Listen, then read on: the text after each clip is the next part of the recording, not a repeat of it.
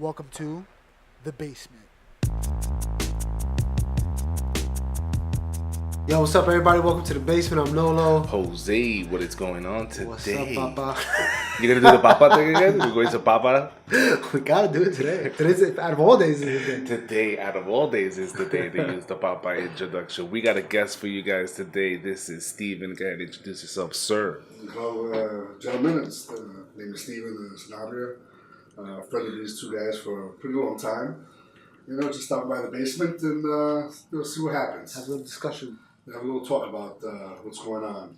So this particular episode we've been planning for a while, because it is that time of year when the police have to shut down Fifth Avenue and not even in the city, not just in the city, but on certain neighborhoods. Brooklyn, yeah. The Bronx, Because the party doesn't stop. But that's our friendly fire truck coming by. So we're talking about Puerto Rico, its history, and Politics, whatever. Everything. Yeah. Everything. And that's the fire truck. Representing Puerto Rico. Puerto Rican fire truck. So, Puerto Rico is a commonwealth. Yes. Right? let's go back and explain what a commonwealth is for some of our viewers. Well, listen. I don't know how to explain it best. Okay. So pretty much, it's a piece of property that the U.S. is in charge of. Yeah. And the people live there freely. They have their own government. They're American citizens. They're American citizens not because of the Commonwealth status. They're American citizens because of the law that was written after. They've been Commonwealth way before then. By Truman, right? When we assumed them back then, even when it was like Napoleon's time, we got that part of Puerto Rico, no problem. Everything was cool. Immigration standards were a lot different back then. People could travel to the U.S. a lot more freer than they do now. You didn't need all the green card, you didn't need all the certificates. They would literally just jump on a plane, jump on a boat, come here, no problem. Yeah. Right. So, but when the U.S. Took control, and then later on, they made them 100% citizens. But the country, the place itself, its land mass, it's just a piece of property that the U.S. For a while was abused. They abused it for a long time, even now. But you have to think of the bases they put there. When they were doing a lot of nation building back in the after World War II, they were just putting base at the base, port at the port, and wAKANDA, which is an island off the coast of Puerto Rico. They used that as a bombing range. Yeah, so again, not with the Puerto Ricans' permission, not with because it's literally it's like you owning the land next door to yourself, like a little lot of land, and say I can double my garbage there, and you can't say nothing about it. Yeah. That's what pretty much a commonwealth you could break it down to. Yeah. So yeah, that's what Puerto Rico currently is today. So would you, we're going to get deeper into the discussion, but would you say Puerto Rico's status is good the way it is now, or should we change this to something different? Like make it a state or make it its own country? Now, I'm a little biased. Yeah. See, I got the American flag over here. And I am third generation Puerto Rican, right? My father came here when he was 7 years old. His father, we still own land in Puerto Rico, and that's under our name and all that. We still, have plenty of family out in Puerto Rico, which is great. So, me speaking, my bias is for me being an American first and a Puerto Rican. Yeah. I'll be straight up with that. I'm not trying to crap on Puerto Rico and all that, but I'm born and bred in New York, which again, Puerto Rican, they pray. How many Puerto Ricans live in New York City? More Puerto Ricans in New York than in Puerto Rico. More Puerto Ricans in New York right now today than there are in Puerto Rico, which is insane. It's like that's how much the migration came over here and doubled. So that's something to even think of. Like that alone should boggle the mind of New Yorkers. If they were to move all of us back to Puerto Rico would have a problem. It would literally collapse under its own just the people weight and just right into the ocean. It's not gonna make it.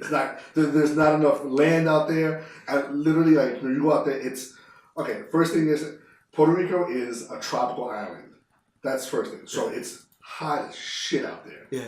We have 4 seasons over here. We know winter and all that. Over there, if it drops below like 60, they start freaking out. Yeah. Right? That's not gonna. So to put sweaters, it's cold. Yeah. So to put any Puerto Ricans from over here to over there, it's not gonna happen. It's not gonna happen. Like And it's the closest we'll get to Florida. The closest will be Florida, and Florida because it stops at 90. Over there, you can get to a high as like 110, 120, and they're used to it over there. They're like, whatever, this is like a summer day, and it's just a different, and being tropical, it's a different atmosphere, and that shows you also like I'm not a historian. I'm not this is me, my own bias talking. So like when the Spaniards came over to Puerto Rico, like Christopher Columbus, they enslaved them. Yeah. But Puerto Ricans turned out to be the worst slaves ever. They literally said Taino Indians, which were the original inhabitants of Puerto Rico, did not work for nobody. They were like, oh, I gotta do slave labor for you? I'd rather just die. Nigga, that's why Puerto Ricans are like that now. Yo, that's why Puerto Ricans are like that now. They would not work. They're just like, no, it work for you? No, I'd rather do my own thing. I'm good. Oh, you're gonna kill me? I'm whatever. That's actually during the second expedition to the Indies in 1493, where Christopher Columbus returned several Taino captives to Boriquas, which was what the island was known back then, and claimed the island for Spain, calling it San Juan Bautista. In order to produce cash crops such as sugar and cane, ginger, tobacco, and coffee, the Spanish began importing more slaves from Africa in the 16th century. Just to go and give you some history. Yeah, but so they couldn't get the slave labor from Puerto Rico itself. It wasn't working out. Yeah. They were not doing it. They were just like, yo, I'd rather die. Now, granted, there were slaves even in Africa. Like if you watch like a good documentary, they'll show like Africans that came over. Some of them were just like, yo, I'm not going to be a slave. They'll kill themselves. They'll just jump right into the ocean. They're like, that's Are you saying slavery was a choice? Huh? No. Here we go. Kanye, where you at? I'm saying that people have a choice in everything they do. And some of them say, yo, I'd rather live through the horror, like people in the Holocaust. I'd rather take and live through the horror and try my best to live. And some of them had the will to live. Some of them, unfortunately, didn't do it. Some just died out there. But then some of them were like, yo, screw this. I'm not even going to give you the satisfaction of bending my knee to you. Yeah. And just say, yo, that's it, I'm done. Yeah. Kill their children, kill themselves. And again, you have to think of how they were. Put your mind in their mind. They got captive from their own people, right? Got put on a boat in the worst conditions and say, now you're going to live like this for the rest of your life until you die. Yeah. I'm going to beat you till you die. So what choice do you have? Oh, you know what? I might just go out. I'd rather just go out now on my terms. That's like the end of Black Panther. But he said a quote. Yeah. I'd rather die in the ocean than be a slave forever. Something like that. Absolutely. And that just shows you like the mentality of certain people. And this goes with the Taino. They were like, yo, great. You're Spaniard. You have the weapons. You have the armaments. You have the people. You have all of that. You beat us to a pole. Done. But I'm still not gonna be a slave. I remember this story. It's an apocryphal story. I'm not even sure if it's actually Puerto Rico or if it's somewhere in South America. But it was a story saying that when the conquistadors came, because they were wearing like shiny armor and stuff, the indigenous people thought that they were gods. Well, so they would listen to them like if they were gods. Well, I mean, listen, you're a lot of people are going to put themselves in the moment. So imagine you're a Native American Indian, you're living on your property, chilling, hanging out, swinging left to right, splashing the sweat everywhere, hanging out, right? And then all of a sudden you see a big ass boat. You don't even know what a boat is. Yeah. You have your ass a canoe. You've never seen anything like this. You never seen it. You see these giant sails. It would be like seeing an alien spaceship. Yeah. And that's exact. And then they come onto your shore and they're dressed in garb that you've never seen before. They're speaking a different language that you're like, this has got to be the language of like God. God, yeah. These tongues of angels. Yeah. And then these guys have weaponry. They have other food. Armor. They're shaping rocks and they got boomsticks. Yeah, they point a stick at you and you die. just a sword alone. You need someone who's specialty sharpening metal. Not just sharpening metal. That's all forging. So that's all the technique. That's all the science. The Indians didn't have that type of They science. had blowguns. They had the simplest weapons. They had the simplest thing. They had a club. They had a slingshot. Yeah, yeah. They had Bible-time weapons. So when this is a long time when I was mad young, there used to be these Indian guys that live up the block from my house, like American Indian guys, Native Americans. So we used to go hang out with them, smoke with them, smoke peyote, whatever.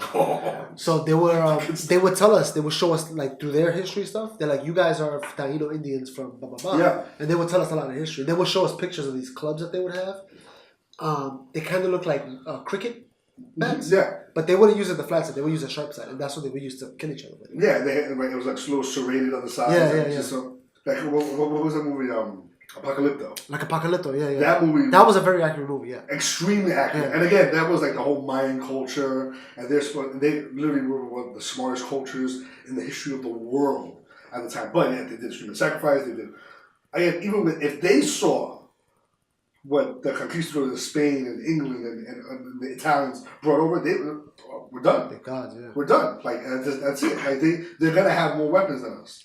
So one of the things, like I said, continue with the story. They said that they thought they were gods, and it wasn't until one day one of them was sick of being a slave, and he grabbed one of the soldiers and drowned him, and realized that they could die, and then that's when they started some sort of revolt.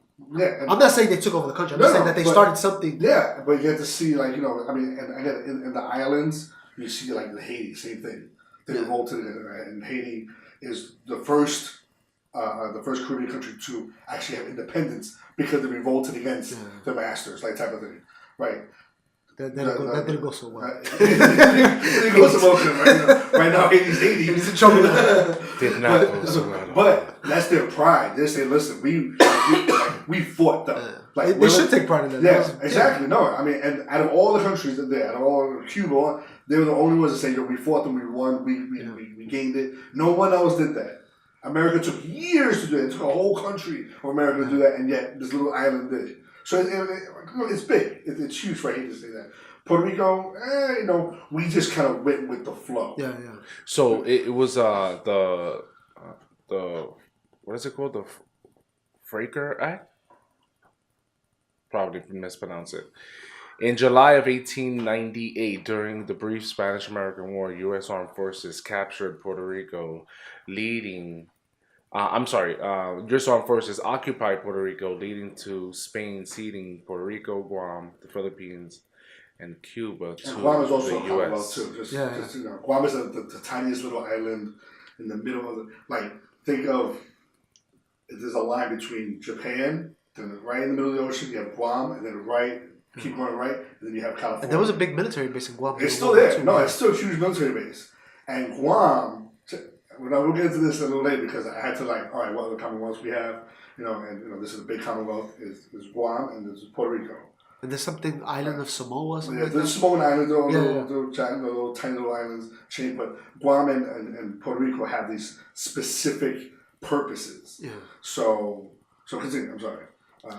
No. I just wanted to mention that we're at this point where the U.S. occupies and gains these. 1811, right? So way Spanish American War, way before. So America's fighting literally other nations, and the only thing that's really helping us is that there's a giant ocean in between. So it's hard for them to get over. To get the reinforcements. So we were right there. We're right there. Let's go. Just take this, take that, blah blah. And again, we're the whole.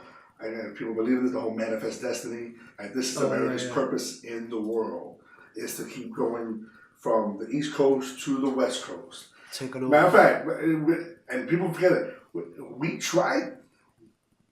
What the heck? Oh, you're over here, bro. My bag. We tried to take over land in Canada. People didn't know that. Oh, really? We tried to go north. And Canadians whooped our asses. Canadians are like, it's cold. And they're like, yo, chill. And literally, the Mounties, like those guys in the mountains, whooped our military asses. And the lines over they are because. And that's what they were when Britain occupied Canada, right? Yeah, they had their French had their side, Britain had their side. So I'm just saying, we had. If you believe in it, I mean, some aspects I believe in it. That the purpose of America was to unite this country or to build a country that can compete with the rest of the world. Dominate. it didn't mean to dominate. It just happened to be the After World War II, we were the only ones that weren't destroyed. That's what. We were the only ones that didn't have an economic free fall. If anything, we were doing great because we were building so much stuff. Yeah, we were free on the side. We didn't have the problem with oil. The problem we were literally just getting everything free of of conflict. Yeah. And then but matter of fact, we became a superpower after we defeated the Spanish Armada. That they're saying, oh, the U.S. took it actually, serious. destroyed the best armada in the world. Now you have to recognize that U.S. is the most dominant force on the western side of the world. So the Eastern, Europe is fighting with themselves. They're fighting, the whole who can take over what land. Africa's up for grabs. They're all colonized everywhere. So that all became an issue, and then of course everyone starts revolting against the imperialism of the world. See, it's interesting because if you think back to history and you look at, let's say, Europe, the people were there for a long time. So they came up, with little tribes, this tribe, and then as the tribes got bigger, they just kept their lands. Yeah. America wasn't like that. America just took over. But, so we were quicker to grow. Meanwhile, Europe is still having the little battles between each other. America had nobody to fight except for the natives, which were, like you said, which was just bow and arrows and blow darts. There was nothing they could do. But listen, that happens all through history. There's, my own bias, my own history in the making. It all depends who has the better weaponry. Yeah. You saw Rome. Rome was a small little city, and then it became the most dominant force in the world because why? Their battle tactics were better. Yeah. And then politically, they were like, all right, you keep your own gods, you keep your own government, but we're just going to keep 1,000 soldiers here just to make sure you get in line and you guys pay taxes. It's funny that this feels like America. What? Like America is like, we need to have a big military. Because that's where we have our power, right? If we have a small military, then we got negotiating tactics. Somebody with a big military can just beat us, regardless of what we say. So we have to have that big military. We have to have bases everywhere, so we can have strength and power. Well, the history of the world's going to tell you, especially on the European Asia side, there's no real barriers. Yeah, it's literally like Germany when they declared war, they literally just walked into Poland. And it's not like the lines in the map are real. No. Yeah. So you're saying that we should build a wall? No. Where's your hat? Where's your hat? Where's your hat? No, go ahead. You don't want to walk around. You know China had a wall. A wall, yeah. Listen, Poland has a wall. Germany has a wall. They have gates. There's like 6 countries in Europe that have walls. Israel has a wall. Israel, yeah. Right. You ever watch World War Z? No, I don't watch any of the zombies. Oh, man. That wall that Israel had comes into play. Because the zombies can't get in. But I'm saying, because the lines aren't there, it's literally it's like us in Mexico. But at least for us, we have the Rio Grande to divide it. But yet, the places you just cross and you come right to this country. And then the government's like, oh, you know what? There should be some type of barrier besides the desert to stop people. Because guess what? If you have a couple bottles of water, you do it right, you're going to get here with no problem. Yeah. We have a friend named Anna. Like she said, she remembers, as a kid, I remember crossing over into the U.S. Yeah. And that blew my mind. I'm like, what do you mean crossing? Like, I crossed the border. I was in Mexico. I did some work over there. I had to wait online for 2 hours to get into America. Yeah. With my ID. I'm like, yo, there should be a fast track. I want to tattoo them at you. Not only there should be a fast track, I should have been at a special conveyor line. That's what I felt. Yeah. Right? But that's my country. That's my country. Let me in. No. I feel that way every time I come back from another country. there's literally on that border of Tijuana. There's a huge line that they wait at 4 in the morning because it doesn't open until 8, right? And then they're just waiting there for hours and just to get into the country to work. Yeah. They gotta come back. Me, I'm just trying to get to my country to go home. It's a different story. I'm trying to get to the airport, and yet that's how we are. To me personally, we need borders, and our country's always been blessed because we're in between 2 major oceans, and nobody had the power to reach over to us and stop us from doing everything. Yeah, because by the time they died, we already. So now we reversed it. Now we have the power to go to their countries to do what we got to do. Yeah. So that's why we could hit Iran anytime we want. We could, Kuwait was like a walk in the park. But I was just going to go there, park all our stuff, and just literally run right there and go right to Iraq and take out Iraq. I remember that war. Yeah. The Desert Storm? Yeah, the storm. It was literally like... I was probably like 13, I think. Yeah. Like that, I remember watching the news, feeling pride of America, like, whoa, we're badass. Yeah. We barely even got injured. Like, we lost like 2 tanks or something like that. And they were just showing like the light show of all the bombs hitting it, and then they just show like the huge line of tanks just driving straight, and they're like, that's it. And I remember watching in the news, there was like a huge field, all you saw was like blown up tanks. Yes, yeah. Because we were just annihilating them. There was nothing. The people were dying by the thousands. Yeah. And yet, that's what we did, and we did it within days. Yeah. Right? It took a month of planning, but within 3 days the war was over. Yeah, it was over. Yeah, it was over, and we were like, all right, we're here, and then we went to Iraq, same thing. To get Saddam Hussein out, just literally show right. There was nothing there to stop us. There was supposed to be an ocean to stop us, and no, we have. At this day and age, we have the technology, we have the ships, we have 12 aircraft carriers. Those are floating cities. I know. They make their own water. We're building a bigger one too. Building a big one, yeah. Really, every time I come into this conversation about the strength of the U.S., I think about the Pearl Harbor, the movie, the scene where they're going back after their attack, and they're like, "We woke in the sleeping dragon." Yeah. Giant. Giant. I say dragon. I don't know because why would they attack us? What? I know that we were like giving oil. The theory is we shut down the entire to any resources, so they were going to run out of resources. So the issue was, all right, we need to establish dominance in the Pacific Ocean. Yeah. No, but the way I see it, like, okay, let's say they're not giving us resources, whatever, that's fine. But if we attack them, that's a different level. You know what I'm saying? I just feel like them bombing us was the biggest mistake. For everybody. No, they knew. I mean, we didn't excuse them as the war. Yeah, we definitely wanted to get right. We had to be. We were literally sending supplies to Europe. Yeah. Free of charge, right?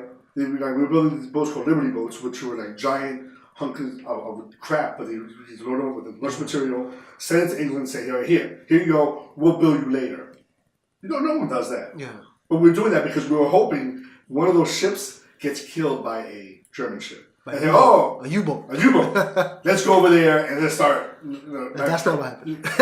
and we got to attack from the other side. Yeah, they're like, all right, they're not falling for the trap. Let's go and let's bother Japan for a while. And then, we put the internment camps and all that. We literally pissed them off beyond any reproach. And then when they attacked us, we felt shocked. They were going to attack us. They were building a military more faster than anybody else was building. The only one building faster was, at the time, was Germany. And then all of a sudden, once we got attacked, we said, all right, we're going to start building ships. All right. We got deep into America. Yeah. We got to get back to Puerto Rico. So now Puerto Rico is this little island. And for all these years, especially after 1811, so America's building. America needs farmers. This became one of the big parts of how we became U.S. citizens. America needs farmers. So they get from Mexico. Problem is, you get from Mexico, they're not leaving. They come into America, they're staying. Yeah. All right, that became an issue. Some of them went back and forth, but Puerto Ricans, they would literally come to America, farm, and go back to Puerto Rico because they love their country so much. Yeah. And it was an easy trip. It wasn't a hard trip. They go back and forth, back and forth, back and forth. So they use the farmers and all that. Fast forward. Now, there's a book called The War on Puerto Rico, probably the best history book written on Puerto Rico itself. So we go into the Korean War. There's a type of draft. We need soldiers for the Korean War. Here's the issue. No one's signing up. There's no real draft. The president, I forgot what the president at the time was, he's saying, I need soldiers. Where are these soldiers? Korean War happens. He actually goes to Puerto Rico. Hey, I need 50,000 soldiers to fight in the Korean War. This one right here? Yep. War against Puerto Rico. Best little history book written on Puerto Rico. Gives you detailed every little thing you want to know about Puerto Rico in its entire history up to today. Put that on your Amazon cart. No, I'm telling you right now, this book, it will piss you off so much as a Puerto Rican. I mean, you get pissed off at a lot of things, right? And you get pissed off at the American government, and there's a role that the American government has to play. Yeah. It's a large role, too. But there's a role that Puerto Ricans have to play, right, for its current predicament. And that's something that I think that Puerto Ricans don't own up to. Like, you have to say, all right, that's your fault. Grant you put taxes on us. That, like, they're saying Puerto Rico is like the third or fourth biggest trade partner with the U.S. like because we buy so much, Puerto Rican buy so much goods from the U.S. It's almost like a whole other country. It's like doing business with China. Like they're doing it in the billions of dollars. So if you're doing it in the billions of dollars, why would you want to change it? Like why? If I'm making $1 billion off of you, and I'm talking about just me myself, why would you change anything? If it's not broken, don't fix it. Don't fix it. Right. Now you have the Puerto Rican on the other side saying, all right, we need this because we're an island in the middle of nowhere, right? You know, we're trying to establish trade partners, but you know, we're under restriction under the U.S. They have this one-way law, but we still want goods and services. Yeah. So we're going to say yes to everything. Now the biggest part is how do we get cash? And it says in the book, it says, you know, all the banks came in, and not just banks. It's about like huge firms, like you know all the ones who went out of business. Like those guys gave the Puerto Rican government billions of dollars. Here's $1 billion. You're gonna use it for education and that. We're gonna put 2% interest on it. Don't worry, you pay us later. Well, you do that year after year after year, and now you're in the predicament you're in now, $60, $70 billion. And literally, there's a bill that comes to the government and it says you owe $970 million today. You all get bills in the mail that says you owe like $50 for your credit card.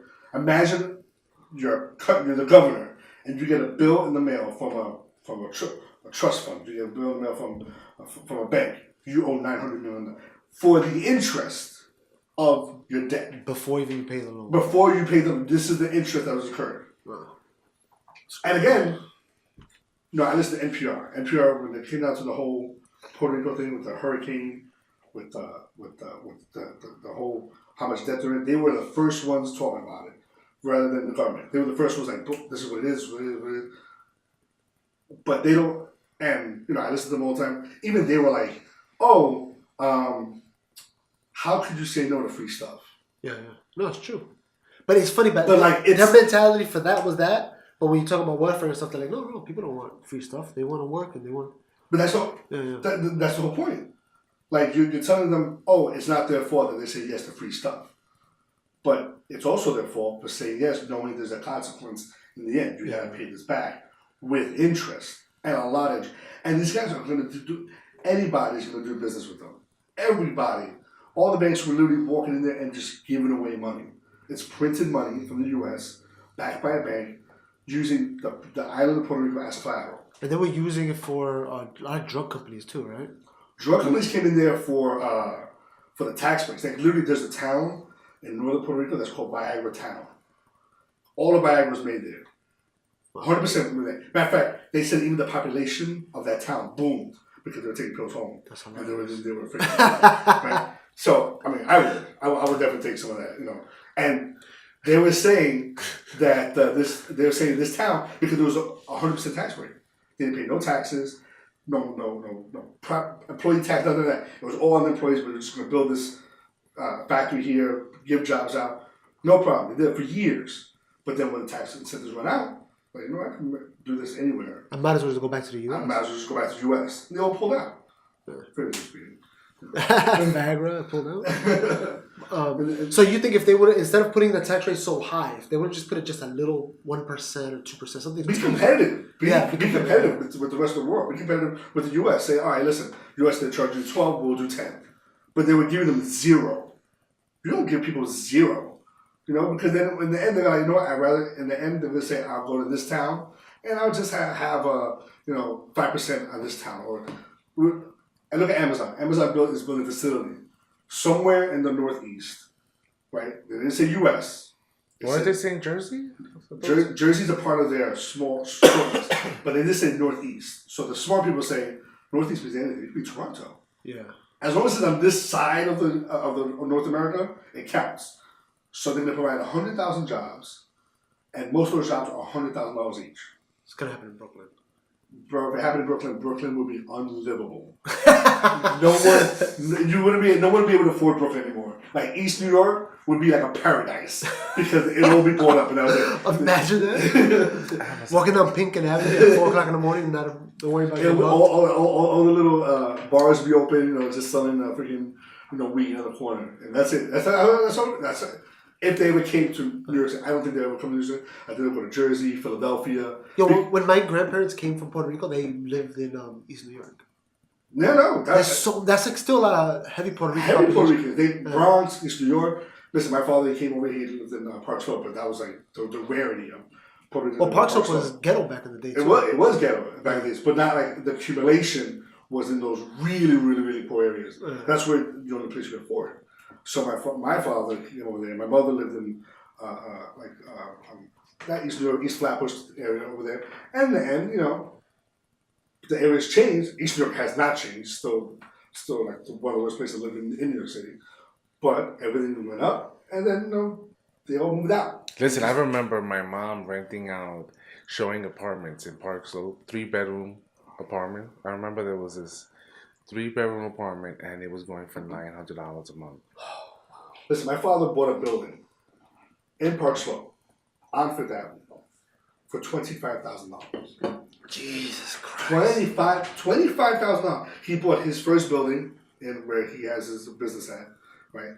And then someone said, "Oh, that building's for sale.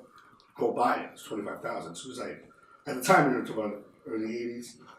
He's like, "That's $25,000 a lot of money." He was like, "Bro, just get into it." It was 8 units, eight apartments. Yeah. If he had kept it today, he'd been retired 10 years ago, because each apartment is going for $15,000 to $3,000 for a 1-bedroom. That was around with the church area? Yeah, right down the block. Because I know the church owned like crazy property. The church owned the block, the entire block except for the corner.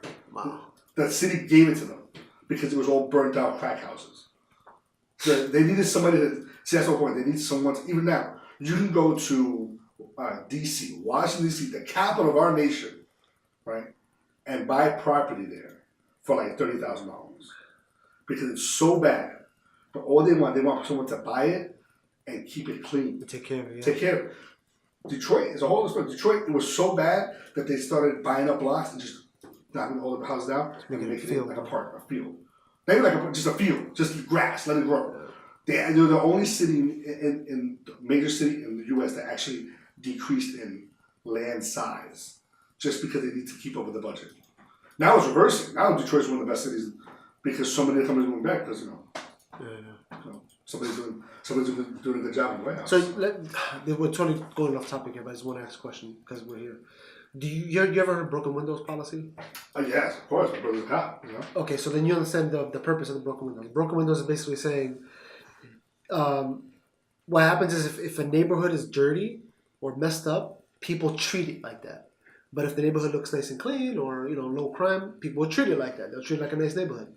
And they're saying if even if there's a broken window, we need to get it fixed right away. And the same policy goes with crime. Little crime, we have to arrest them right away. Smoking weed in the corner, go to jail. Get every single criminal. I don't think smoking weed to go to jail. I think you should just get a small fine and fine. Weed is illegal. I don't think it should be illegal, but as of right now, weed is illegal. Yeah, I agree. However, let's look at the I live in an apartment building where I had to pay, or my family paid, a fee to live there. So they paid $20,000 for the right to live there, and then you pay the maintenance fee after that. You own like a share price, so you have ownership of the building. You have a board. It's like a co-op. It's like a co-op, but you don't own. You're not paying $200,000-$300,000 for an apartment. You're just buying a share. Like you're in partnership with the city. The city built the building, and they're saying, "All right, we did this lottery. I'll take you. Give me $20,000." It's almost like you're paying for the cost of the building, but you're not paying for any profits. Yeah. And then you pay for the maintenance of the building just to keep building running forward for the rest of its life. You live there as long as you want, as much as you want, but you technically own the building. You're a shareholder. Yeah. You're like the board. You do all that. Projects don't work that way. You put you in a building that you pay some money, and you have no ownership. So how would you treat it? Yeah. Like, you won't treat it the same as if I own it, my apartment's always clean, my hallway is always clean. I'm paying for maintenance, I'm paying people to clean my front of the place, snow and projects, they don't do that way. They're so dependent, the city got it. The maintenance guy got it. I don't need to do it. It's funny because I have an apartment, I don't know if that counts, but even if I'm walking up the stairs and I see something on the floor, I'll pick it up and just throw my trash in my house. Because you feel like you pay for your rent, you pay for your building to live there. When you don't pay very little and there's no ownership into it, you're not gonna care. I went to my friend's building, like, because he lives in the building right across the street from me. I live here, that place over there. I literally go into the building, and there's a shit in the elevator. And I'm like, and I'm standing next to him, like, dude, what? I go, is that a dog shit? He goes, no, it's probably a guy, right? Couldn't hold it to back. Like, what animal? I'm calling people animals. I'm straight. What? I heard somebody say that recently. Yeah, someone said it recently. And I part of me agrees with that because it's almost an animalist. Take a shit on yourself. Yeah. If you're going to take a shit on yourself, go to your apartment, clean yourself up. Don't, and then take a shit in the elevator so everybody can touch it. Your own human people. And then you gotta stand in the elevator for a few minutes with And I'm not cleaning it up.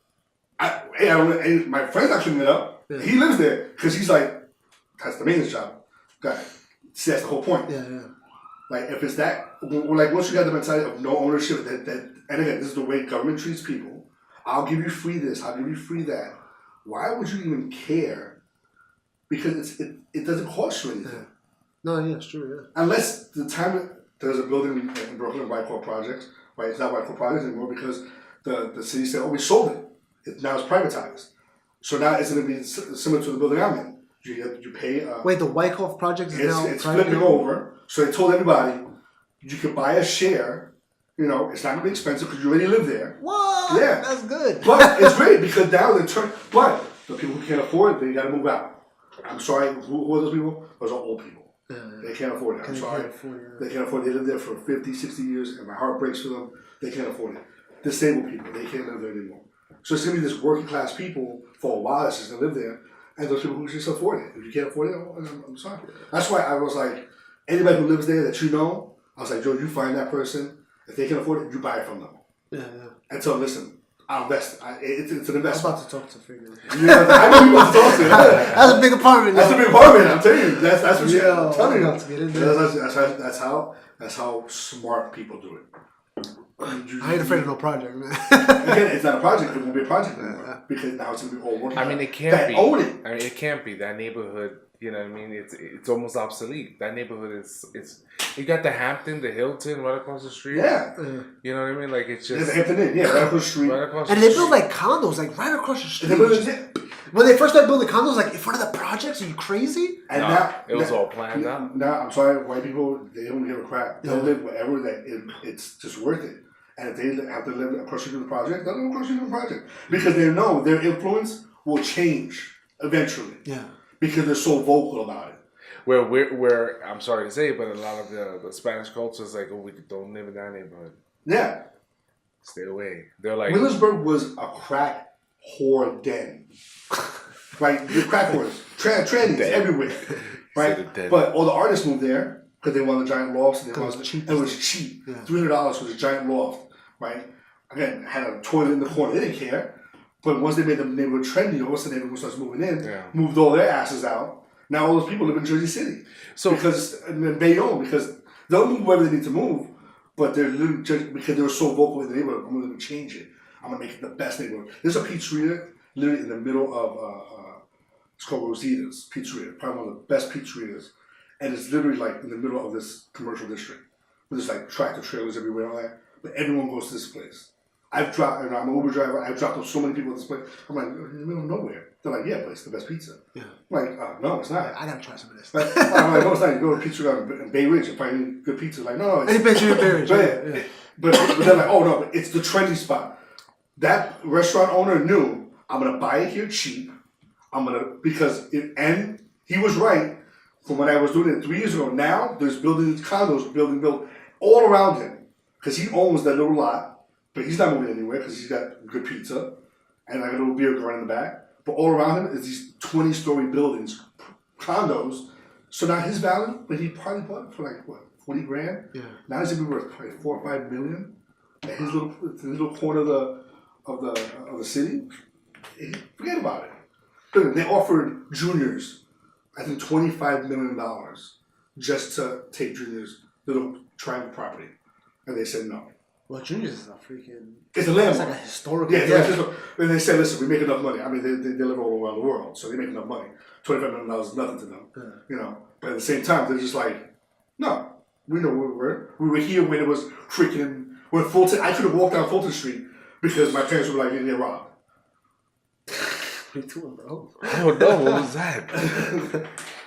Well, listen, me and my thing about Puerto Rico is Puerto Rico's been subject to the worst treatment, but also they've done the worst treatment to themselves. So, okay. Out of laziness, right? Just because Pure not wanting to be involved. Yeah. Yeah. They say they're Americans. They're just too passive. They're so American. They are Americans. They can go to the United States and vote for a president and change an election, but they can't vote over there and change an election. Over there, it's literally nothing. They get the electoral college. Yeah. They count. There's like 3 electoral college votes there, right? But it doesn't count to the bigger mass. Like they don't have a senator. Yeah. They don't have a congressman to say, oh, I'm gonna, it's 50-50 right now, and in one. So if that was a state, They could swing. then they have 2. They would I guess it would be Democratic, right? It's like Puerto Rico's also weird. They're very religious, so they're Republican, but then they're very liberal with policies, so they're Democratic. So they'll vote a governor who's Republican Democrat like every other year. Yeah. So no one knows who they really are. But if you keep giving people like a city like New York, we're 100% Democratic because why? We got 100% free stuff. We have free college now. We have free healthcare now. It's all Democratic. Come here if you guys want something for free. For free, you get it. Like literally, you go to the office and you can walk out with a nice little card and a phone. They'll be right outside. And then I had the phone, yeah. You get the Did you get the card? Get the phone for free. Get the phone. get the phone for free. That's how Obama won the second election with that phone. No, he was like, listen, I'm gonna give away all this stuff for free. There's video I remember watching on the news. They said, why are you voting for Obama, whatever? And they were like, I got my Obama phone, voting for Obama. Right, I remember walking down the street and say, and I look weird, right? And then, I got your Obama phone. I have a job. I have an iPhone. Like, leave me alone. Like, I don't need your crappy phone. Right? And I'm like, and someone's paying for that. It's not free. Yeah. We're paying for it. We're paying for it. Yeah. My taxes pay for that. It is what it is. But that's just the way it is. So Puerto Rico, if it became a state, let's say it became a state, it would have like 4. It would be like this. Matter of fact, it has a large enough population that it'll be like right in the middle of all states. So it'll be like bigger than Oklahoma, bigger than Tennessee. It's got like 3 million people there. So it's got like, so it literally has like all this. Yeah. It will actually have It'll power, have some weight Yeah. in Congress. So everybody will be throwing stuff at them. Just forget it. They'll be like, I'll give you free. If you thought it was bad now, it'll be 10 times worse because they'll be trying to buy them for everything they have. Yeah. I'll put this corporation there. I'll put this manufacturing over there. I'll give you, when they write the farm bill, when they write all these bills, we'll make sure that the aerospace technology will build space parts over there. Just because we want. Why don't they? Oh, but then they're gonna be too far. I was gonna say, why don't they launch their spaceships from Puerto Rico? It's right Nah, they have California, they got Texas, and they got Florida for that. Something blows up over there, no one really uses it. Frozen. And it just doesn't even. It's not even cost effective to have to ship out overseas and all that. It's not just. You ever heard of Abizo Campos? Who? Abizo Campos? No. Oh damn. So Abizo Campos was like, I think he was like, he wanted Puerto Rico to be an independent country because of America was oppressing Puerto Rico. Yeah. And he got a connection with that guy from Cuba, Che, whatever. Yeah. Chavez or Rivera. So he made a really strong connection between Puerto Rico and Cuba. Mm-hmm. And saying that we need independence the way Cuba got independence. Wasn't he arrested? He was arrested because he tried to kill the president. Oh, yes. Yeah. Okay, yeah, now I know who he is. Yeah, so when he tried to kill the president, they put him in jail. Somehow he got out. Oh, he was pardoned. No, he was pardoned. I don't know if he was pardoned or if he was on bail or something like that. But then something else happened. Mm-hmm. Another revolution, whatever. And he was there, so they arrested him for the full time. Mm-hmm. And then he was telling people that they're doing radiation experiments on me. And nobody believed him. And then later on, a picture surfaced after he died that his legs had boils all over it because they were doing. Eventually it came out. I think the FBI. Listen, Puerto Rico has, they have the, what's it called? When they like neuter people? What's it called? Eugenics? Like eugenics? Almost like that. It's eugenics. They give a shot to like 600 women. Yeah. So they can stop having babies. Yeah. Because Puerto Ricans were known to have like 10 children each. Right. Yeah. That would explain why there's more Puerto Ricans here than Puerto Rico. Yeah, and they did that in Puerto Rico. And again, it was all government stuff. Listen, read the book. I read parts of it. I have a friend. The friend who introduced me to the book, he's personal friends with the writer. Right. He did massive stuff with Puerto Rico.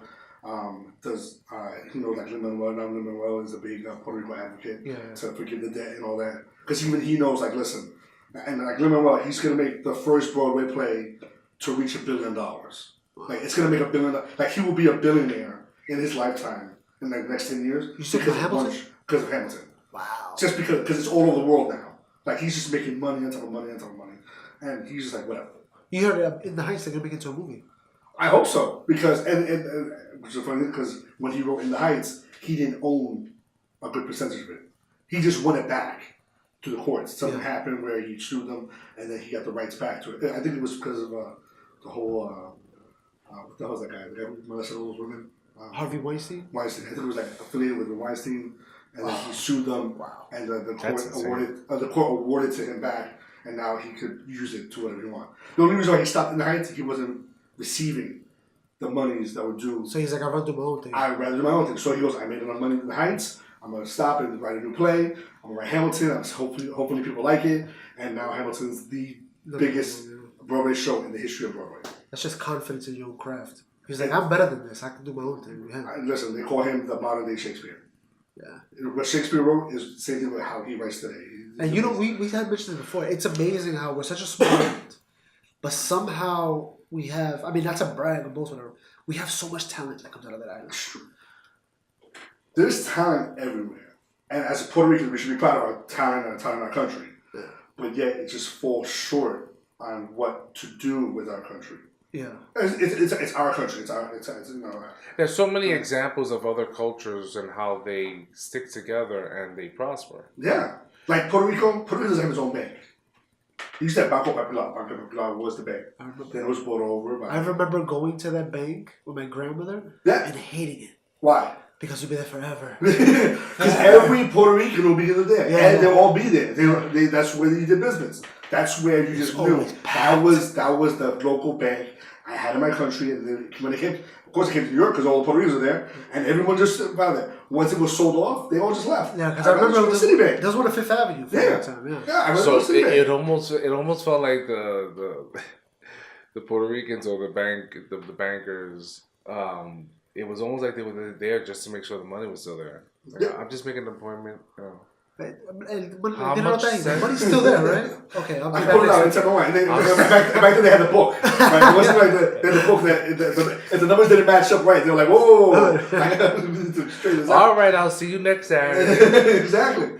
And it was so normal to go to bank. At Banco Popular, they had like the videos every year about Puerto Rico and all. Now, it's owned by another bank, by another bank. So it just shows you like now Puerto Rico is just a piece of land that other people just make money off of. It doesn't make money for itself. I'm hearing and I'm guessing that you're not for Puerto Rico going on its own. Puerto Rico. Now here's where I go back to a personal. When I went there for a wedding, I haven't been there in years. No, I will go to the east side of the island, just hang out at the beach, not pay attention to anybody. Yeah, that's my vacation. I don't want to pay attention to anybody. Yeah. I want to eat bean toast at the beach. I want to drink my beer, like literally in the water. No one bother me. Yeah, everyone's chilling. Great time. So this February, we go to San Juan, which is the main city, right? We're there, and then I'm like, all right, I'm in San Juan. This is the city. It's got to be better than the countryside, This is after the hurricane, 6 months after the hurricane. So I go there. I go to a Wendy's. They have everything. Just like Mexico. I've been to Mexico too. The only thing about Mexico, they have In-N-Out Burger, which is the best burger place in the world, right? So they have everything. They have Walmart. They have Wendy's. They have literally right outside the hotel that we stood in, the place we stood in. There was a Burger King. They just built an IHOP there. So there's a Tijuana. This is crazy ass Tijuana where people get shot like crazy. They're building all these American restaurants. Puerto Rico now. They have all the American restaurants you want. Walmart. I go there and I order a number 5, which is a chicken sandwich. Can I have a number 5, please? I don't speak Spanish, guys. You know that, right? My Spanish is terrible. This woman goes, I don't speak English. She's a 22-year-old girl. I don't speak English. Please, she's asking for the manager in the back to help me. And I'm like, whoa, wait a minute. Now we're gonna go into some funky territory here Yeah. because now we're gonna say, should America have its own have a national language? If I ask you today, what's America's national language? Yeah, everybody was saying English. But is it really the national language? We don't have a national. We don't have a national language. But it's just it is what it is. Don't tell that lawyer how to apologize. Lost his lease. Yeah, that's that guy. Yeah, that guy got freaking screwed. Well, he went nuts. He went freaking nuts. But you know why I think we don't have national languages? Because in the beginning we wanted to just let it naturally happen. Whatever was the language, we just let it be. Well, yeah. All right. So let's go back to our history. So you had the English community, the Dutch. So we spoke Dutch. Then you had the Irish community. You had Irish. In fact, neighbors around here named Dutch. Great Kills, whatever. Yeah, all that. Oh, there's a huge Dutch country over here. Then you had the freaking Spaniards over here. So they spoke Spanish. What else would language would they speak? You had the Italians would come over here. They spoke Italian. So in all this, and then when the English finally said, "Oh, these are 13 colonies," it's going to be English. That's what it is. And then they said, "All right, we took English," and then it wasn't even a good form of English. It wasn't the king's language English. It was the beat up bastard language English. So we came up with all these different words, our slangs and all that. So we were two different Englishes on one side of the world and the other side of the world, and then all of a sudden we just went west and English, right? Even the French took over the whole side, the whole west side of the. Wait, so what do you? What? So since English, literally since the inception of the U.S. 13 colonies, we still won't say English is the language of America. Yeah. Even though we all know subconsciously. Even we all know subconsciously. English. When you go to China and they teaching English with Chinese to say, listen, for you to be better off in this world, you should speak English. Yeah. English is the language of money. That's what it is. So if they're telling people, and there's a billion of them, there's a billion plus over there learning English in school on a national way, and I go to Puerto Rico who say I'm American and don't speak English, there's a problem. Yeah. You know, that's funny because I'm thinking about the Latino, the Puerto Ricans who are listening to this and saying, this guy doesn't know how to speak Spanish. He's not Puerto Rican. You're right. I tried and failed miserably. Open that door. You know, I actually learned more Spanish watching Jane the Virgin than I did in class. I'm not even lying to you.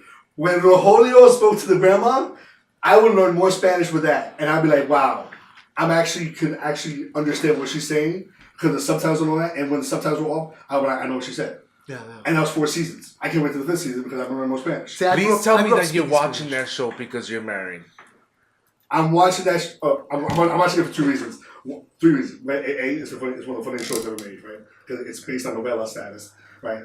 2, my wife does have me okay? And 3, I personally know one of the writers. Okay. So Okay, those are 3 really good reasons. like he's literally. As a matter of fact, he's the narrator to the show. I personally know him, so I mean, I gotta support him. He's the. What's your reason? Did they speak Spanish in your house growing up, or was it a mix? So my mom always spoke to my dad in Spanish. It was always Spanish with dad. Yeah. But with us, she would speak English. That's funny because my growing up, I grew up with my grandmother, my grandfather. Mm-hmm. We all spoke Spanish to each other. But when I spoke to my sister, only to my sister, I speak in English. Everybody else we were speaking Spanish. See, my parents. Yeah, my siblings were always English. Mom English. Yeah. My parents would only speak to us in English. My grandmother would speak to us in Spanish only, and she mostly raised us. But we were always very defined because my mom and dad speak to us in English. Like, what I need to give you? It was messed up. Like, give my grandma. This is America, Grandma. Yeah, it was always like, Grandma, you've been here like 50 years. You should know English by now. You know, it's terrible. It's so wrong. My dad. It's so wrong. But again, let's go back. Puerto Rico. I'm in Puerto Rico at a Wendy's, and I can't order a number 2 or 5, whatever, the chicken sandwich meal, because the woman doesn't understand me. But I said I need number 5. Cinco. and again, I'm like, I need a cinco, no pickles, extra fry, all that, and I couldn't, and I'm like, wow.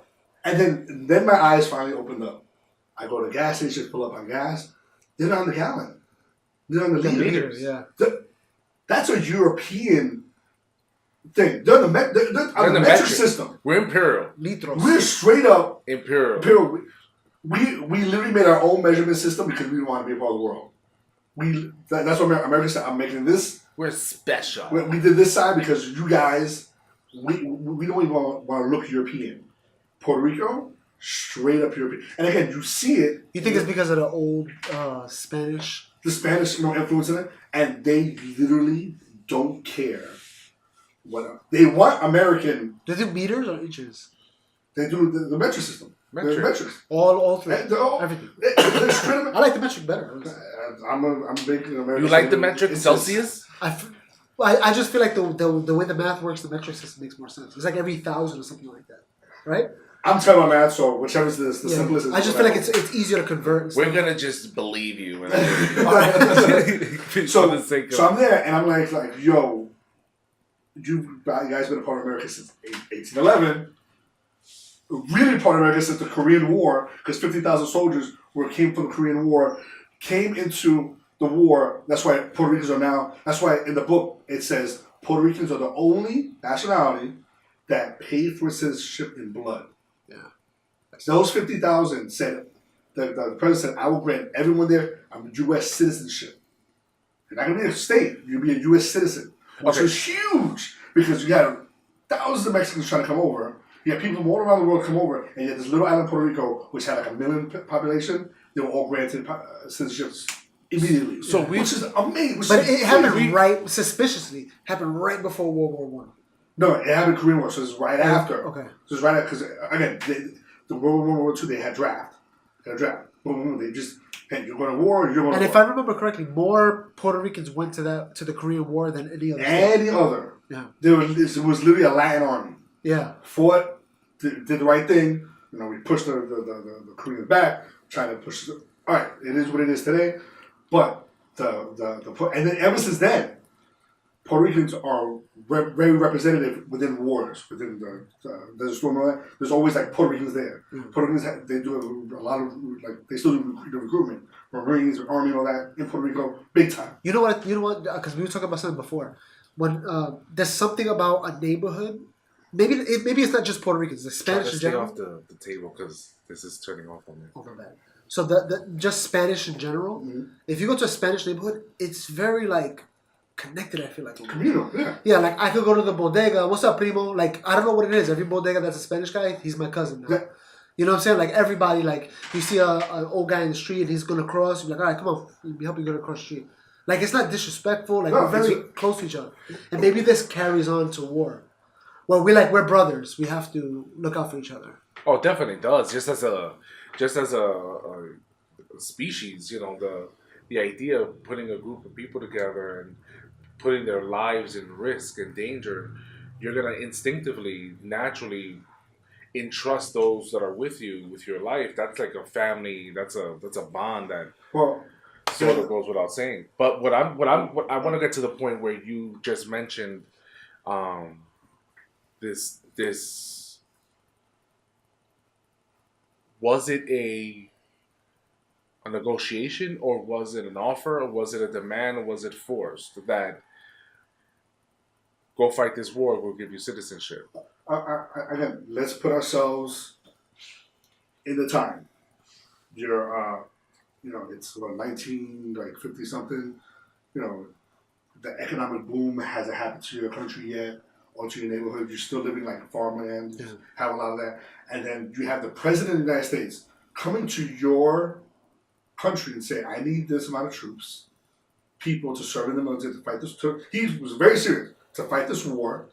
Yet, in trade-off, I will give you all American citizenship, the entire island for generations to come.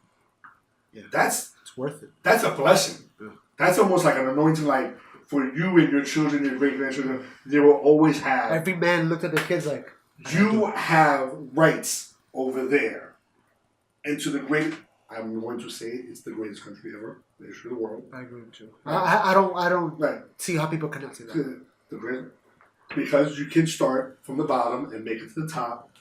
And, granted, the Rothschilds, the Kennedys, there's, people who are billions. It's impossible not to have the privilege. There's people. In Russia, you have the oligarchs, and here you have, those founding father families that just are rich forever. You can never take away their wealth. Yeah. But this is the only country in the world where you can start from the bottom and make it the top with hard work and with innovation. Right. You can. Conspiracy theory corner. Right. So Going back. Oh, go ahead. Right, going back. So the governor of Puerto Rico just said, all right, I will make that deal. And to me, it's a great deal. Now every person can travel to the U.S. mainland as a citizen, not as a guest, not as a green card. The whole world wants that, or the people want that. Millions of people around the world want that. And yet it was given to us as a trade-off. Great. That's a trade-off. That was a trade-off. Our forefathers did that. They fought the Korean War, did that. Now, the next step of Puerto Ricans to do was say, manifest destiny. What are you going to do next? They didn't do anything next. they sat on it. They just sat on, this is it. And then history somehow got it, diluted or forgotten. That there's a lot of Puerto Ricans that don't know their history. Yeah. And look at it as, we were forced to fight this war. Yeah, it was a Puerto Rican draft. They took, Yeah, the governor it was a draft. It was the a governor draft. said, I'm taking these 50,000. Yes. Some of them are never coming home. They're going to die. No, absolutely. But they saw, Yes. right? They saw the opportunity and what we, unfortunately, we take for granted. No. Because we take for granted because you go to Puerto Rico now, and I have tons of family members. Shout out to all you guys out there. I love you guys. Who are just waiting for their benefit check on the first of the month and not doing anything. They sat on it. Now, granted, now look at the irony of this.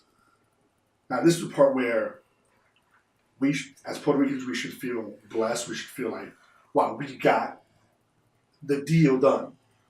Because when slavery happened, and they said, oh, fight against the Confederates, we're going to give you, 40 acres and a mule. Did they get their 40 acres and a mule? Nobody got it. Nobody got it. Matter of fact, all the acreage and all that stuff, even when you go back to the Civil War, they were telling slaves, hey, fight. We'll give you... They told, all the Irish and all that, anybody came with the boat, they're going to fight the Revolutionary War, we'll give you land, we'll give you money and all that. What happened to all that land? Oh, we owe debts. The story, in Alexander Hamilton, he married a Schuler, right? The Schuler was one of the richest people in America. He was a senator and all that. After the war, he's like, I lent the American government millions of dollars, possibly. But America doesn't have $1 million to give back to him, so they gave him 100,000+ acres of land upstate New York. To this day, they still own it. You can go there and it's literally called Shooterville. Because, and again, does that family still have money? Well, if you own hundreds of thousands of acres of land in upstate New York, it's millions of dollars. You could use it for farming. You can use a tax write-off. You're getting money from it. Can be an airport there. Yeah, you can do whatever you want. Yeah, you can do whatever you want. You own towns. People owe you taxes. Like, that's what you do. That's what happened. But us Puerto Ricans, we actually got the deal in writing saying we're citizens. We didn't get acres of land, but we got something, the potential to be better. We don't have to go through the process of becoming American citizens.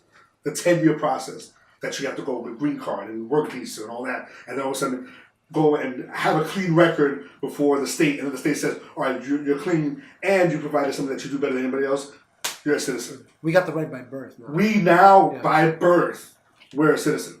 So we have to look at that. It's irony that other people didn't get what they got promised, but we did. And what did we do with that? We squandered it. We squandered for debt, for forgiveness. We could have been our own independent society and said, hey, this is what we want. Even to this day, how many Puerto Ricans live in New York City? About 1 million? About 1 million Puerto Ricans live in New York State. We're the largest population here in Florida. You don't think we can swing an election any way we want? But to get people to back you up. Like you said with the Puerto Rico politics. Listen, if you literally can say, listen, I want Puerto Rico, the island, to have the best benefits, even debt forgiveness. Yeah. Say, I want at least half the debt. Because half the debt is because of taxes, because of Jones Act. No, so I have mentioned this in a podcast before. This Jewish guy had told me that what they do is the Jewish people get together in synagogue. They say, we're going to vote for this guy. Everybody give me $5. You get 1,000 people to give you 5,000. You go to the guy. You be like, look, I'm going to offer you 1,000 votes plus $5,000. You just got to take care of our neighborhood. And that's how they get things in the neighborhood. I'll give you a better story than that. There's a woman. She was over in Brooklyn. I forgot what his name was. Not Williamsburg. There's like Borough Park. Right? Yeah. There were a lot of Russian. That's what Jewish. A lot of Russian Jews. Yeah. There's a woman. She wants to run for like state Congress. She was getting the votes. She goes, "I'm winning." She wasn't a Russian Jew. She was a neighborhood person. Everyone knew her. If you're not Russian Jew, you kind of knew her, right? She was getting the votes. She was like, "I'm on the ballot. I'm gonna win the primary," and boom, her person that she was running against was a Russian Jew. And all she did was make one phone call to the local synagogue. Hey, I need votes. Yeah. I'm losing this election. You got it. The entire community voted for the other woman. And just like that, she said, I was done. Just from that. She said it was a phone call to the synagogue leader.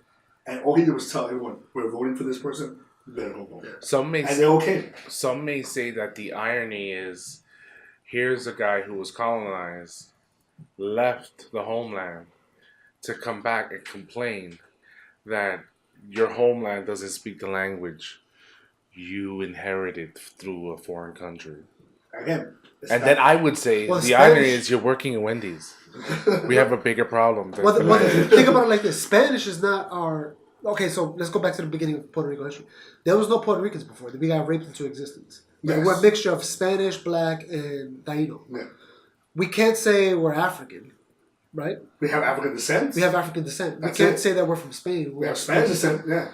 The closest thing we have is Taino, because Taino is the only history that we can... There's no Tainos. Yeah, they're in us. Zero. That's all we have. We have it in our blood, but that's... There's not 100% Taino. There's no like Indian where you go to like a reservation. Yeah, exactly. And there's an Indian. Like I met a girl and she was like, it blew my mind when she was like, I'm Indian. I'm like, oh, you're not Indian. You don't look Indian. I'm thinking she's from India. She's like, no, I'm Native American. I'm like, what? Yeah, you met one? I met one. She was like, she's like, I think she's like Cherokee. I'm like, you're lying. She's like, I'm Cherokee. And I always forget her name. Because it was like it's an Indian name. And I'm like, you went to a reservation? She goes, oh yeah, every weekend I go to a reservation, we do our thing. I'm like, yo, that's crazy. So remember the guys I told you, they used to go there. In fact, I don't remember what street to street in Arizona to a reservation. Oh yeah, well I didn't Shout out to the Hono'otum, the Hono'otum tribe. It was dope. No, it's dope. Yeah, it's dope. But anyway, the point I was saying is that the fact that Spanish is not our native language. No, we've always got the conqueror's language. So let's go to your thing. So you said the whole Spanish thing. So let's go to the other colony. Let's go to the other commonwealth. Guam has about 60,000 residents. Do you know what their main language is? English. And they still speak their native language. Samoan, what is it? They're like Shakakan or something like that. Some Shakakan. Black right. But they have their native language. You can Google it, what's Guam's native language. But they say their native languages are English and they're like their some island language. But they teach both. It's because why? They feel they're also American citizens. They feel like, hey, if this is us, this is us. But they do teach English. Now, I don't remember what year it was, but the schools over there had made English the primary teaching language. Then someone screwed up big time. Somebody hired somebody. Someone did. I hired my cousin's cousin, and she needed a job, so that's why. You think it's pride, like Puerto Rican pride? This is our people, this is our language. It's a definite island pride. It's a definite island pride. You can tell. You can tell there's an island pride there. And you can tell, like Puerto Rican Day Parade's coming up. The pride is thick. That's the only day I'm not Puerto Rican. I hope we get hate mail with this comment. I used to go all the time to Puerto Rican. I went all the time. And then it became freaking... Because everyone showed up. Yeah. Everyone showed up. And it was like people Puerto Rican. touching each other's butts and stuff. I was like, that's why the cops are coming, beating people up. I stopped the law. I did, when that happened, when that started becoming a thing, I had stopped going to the Puerto Rican Day Parade. And again, the Puerto Rican Day Parade is the largest parade in New York City. No, is that a fact? Hands down. It's a fact. Hands down. It is the St. Patrick's Day? Crap. Labor Day Parade? No other parade. The Labor Day Parade, it may be the closest, right? But they don't shut down Fifth Avenue the way Puerto Rican shut down Fifth Avenue. They'll shut down the Bronx. They run the Bronx. Yeah. But Puerto Rican Day Parade is the largest parade in all of New York City. Mm-hmm. Not the Macy's Day Parade. That's just... I think the only thing that was bigger than that was the Ticket Day Parade the first time the Yankees won. That That was insane. That may be the largest, and again, you need to win a World But that's an Series. event. you got to be like this year. If they win, it'll be the biggest parade of the year. But year Because they haven't won in a while, right? Year after year, the Puerto Rican parade is the largest parade. And if it's a sunny day, a nice day, because Forget if it rains, Puerto Ricans are showing up. It rained that day, Right. that first time. Right. I remember cutting school and going out. I think it rained. Yeah, if it rains, they still show up. If it's sunny, everybody shows up in their mother, right? And then you have what it is. All the offshoots in the different boroughs too. And then you have all your offshoots, big time. They just made the one in Brooklyn, the Fifth Avenue one in Brooklyn. They just made it official. Yeah, it made it official. Yeah. Exactly, because there's such a large population. So now you're looking at, we have such a large population, such a large standout within New York City, New York, and yet we allow what's happening to Puerto Rico. Because we can't vote, and that's the funny thing, we can't vote in any Puerto Rican election either. We live here. Wow. That's right. And that happened. We can't do anything. That's been an issue. That's been It's something that just came up recently I live for statehood. For statehood. For statehood. So they'll ask, hey, should we allow the Puerto Ricans that live in the mainland, which were more than the island, vote? They said no. We have no business with them. Yeah. The And Nuyoricans. again, you're right. Again, because someone like me, well, before I actually believe Puerto Rico should be independent this time, right? But before I believe total statehood. So you say in the so I that say at this point, Puerto Rican, just because of their culture, of who they are, and not just say that they're ignorant, that pride factor. Pride, yeah. It almost, they deserve to be independent, and I think as an independent, like you said, there's so much talent.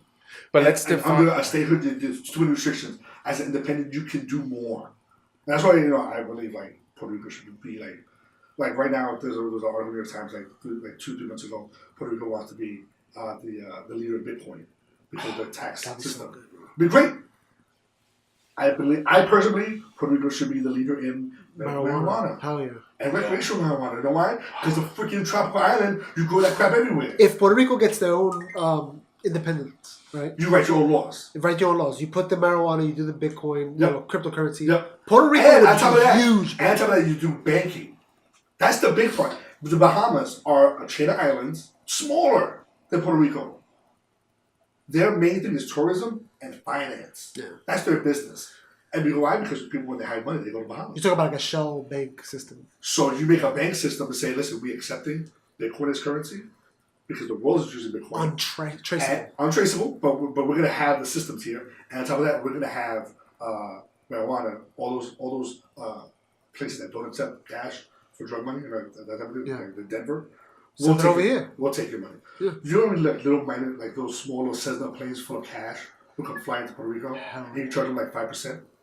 You can't put it into the banking system in America. Bring it to us. We'll convert it to Bitcoin. It's yours. It's yours. Or listen, or we just convert it to like cash or to like another currency or like you said, a digital currency, and it's yours again. And you do what you want with it. That will change. Again, you can only do that as an independent country. You can't do that as a state. Yeah. And I feel like if Puerto Rico did that, and again, they would have to like education would be like 6 months a year. You know, you have to like service. Puerto Rico has the second largest police force in America. You know what's the largest police force in America? Yeah. New York City. Oh, that one makes sense. Yeah. New York City has a population of 8.6 million people. Puerto Rico has a population of I think like 1.9. I forgot where I read it. The New York City's police department is bigger than some countries' armies. Bro, New York City. We'll go on another topic. New York City is armed like a military. Yeah. They have tanks. They have M16s. They have grenade launchers. They're ready for war. America. Right. So again, look at that. They're only 30,000 protected 8 million. That's a small. If you look at it, the ratio, that's really small. Yeah. But it does the job because the land mass is so small. Look at Chicago. Well, they did that because Chicago, of what, in my opinion, what Giuliani was pushing back in the day. Giuliani changed. Put the strip on him. He was like, yeah. screw this. This city will never become this bad again. Yeah. I gotta put a cop. His idea was to put a cop in every corner. Yeah. That's 80,000 cops he wanted. At his time, he got 50,000, which was huge. Yeah. Huge. Chicago, not even close to it. I think Chicago has like 16,000 cops, maybe. And even people don't like it. They say, "Oh, they're oppressing us." Blah blah blah. But the cops are like, "Yo, if you don't break the law, you got nothing to You worry know, about." listen. I get pulled over for that one. I see them all the time. You know, I broke the law. Yeah. Right. Luckily, my brother's a cop. They give me courtesy, thing. But at the same time, I'm like, no, I did break the law. I did. I even had one cop told me, you're a cop and you're breaking the law. How does that look on you?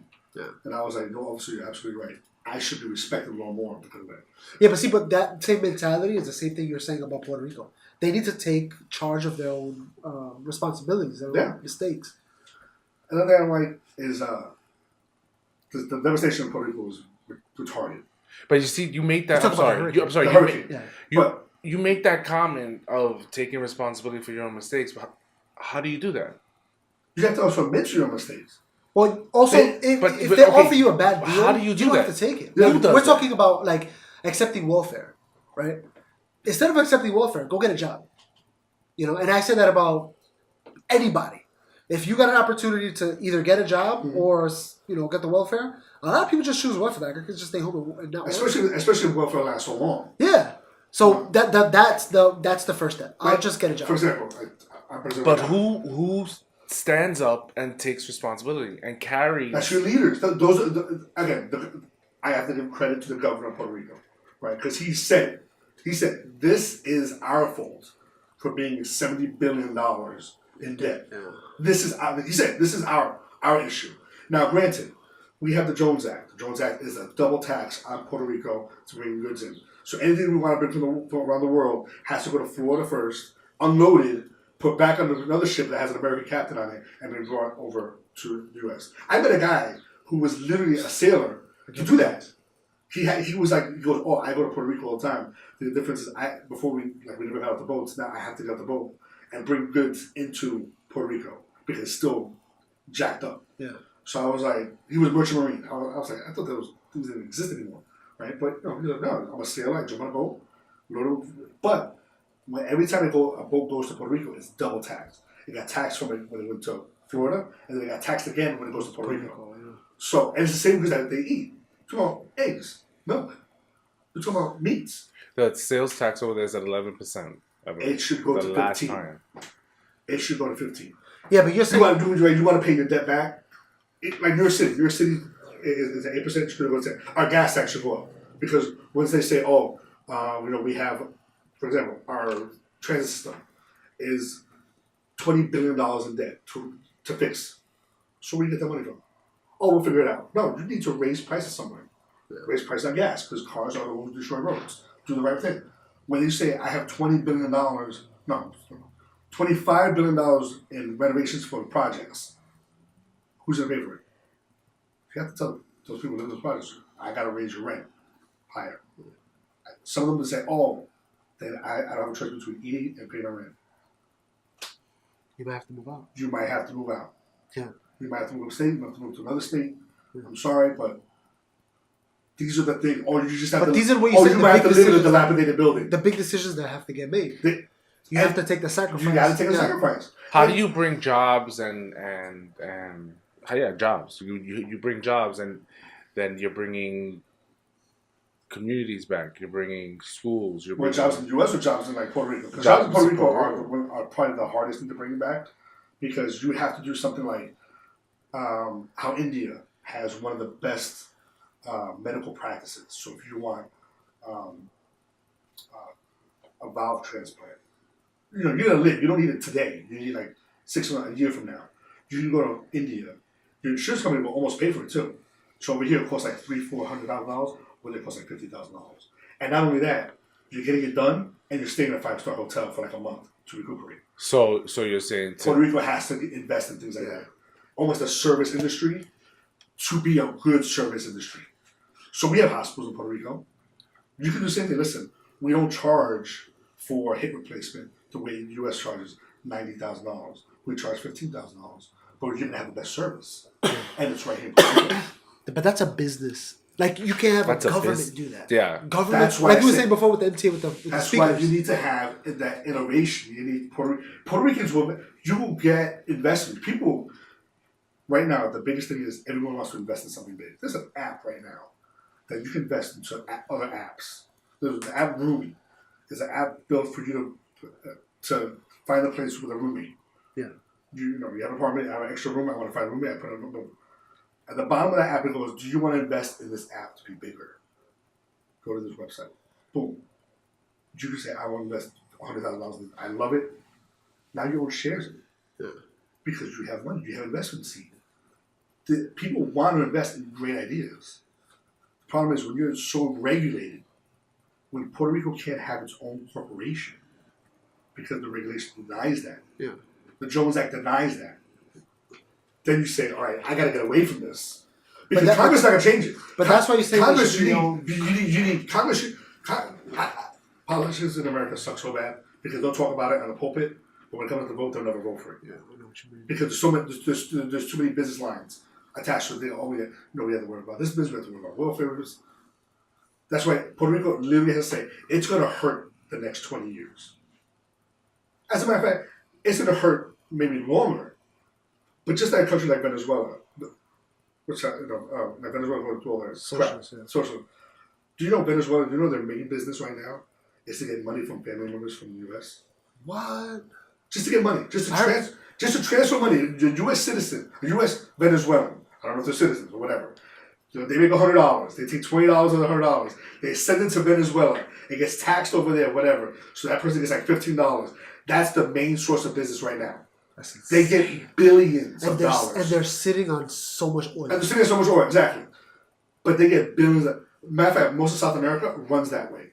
That their main source of business is from family members that live in the U.S. sending money over. And now there's a new app that says, I'll send money over for like $1.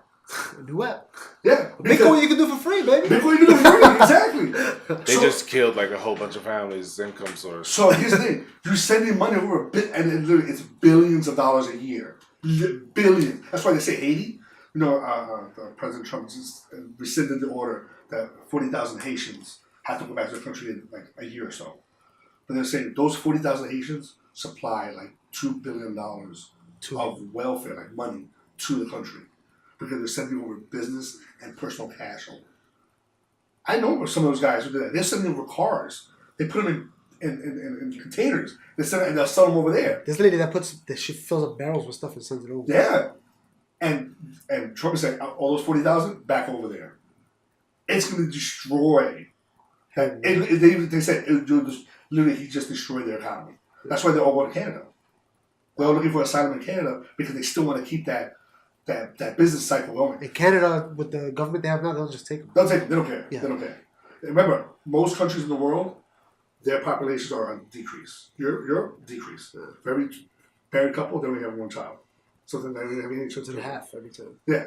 So they need immigration to rebuild the people. Like we do. We bring in 1 million immigrants every year, legally. And then we have how many illegals coming in? 2-3 million coming in? Just trying to keep up. And that's still not enough. I said it could be up to 11 million. Of what? Of undocumented? Yeah. I think it's up to 20. Wow. I'm almost when I was at the border, I'm telling you this because at the border you can go and work in like San Diego. You have a work visa that allows you 50 miles in San Diego, but nothing's stopping them. Yeah, they can just keep going. They just keep going. Right. The farmers that come over here that do strawberry picking in California, beet picking in New York, they come over here for 6 months and they're like, I'm not going back.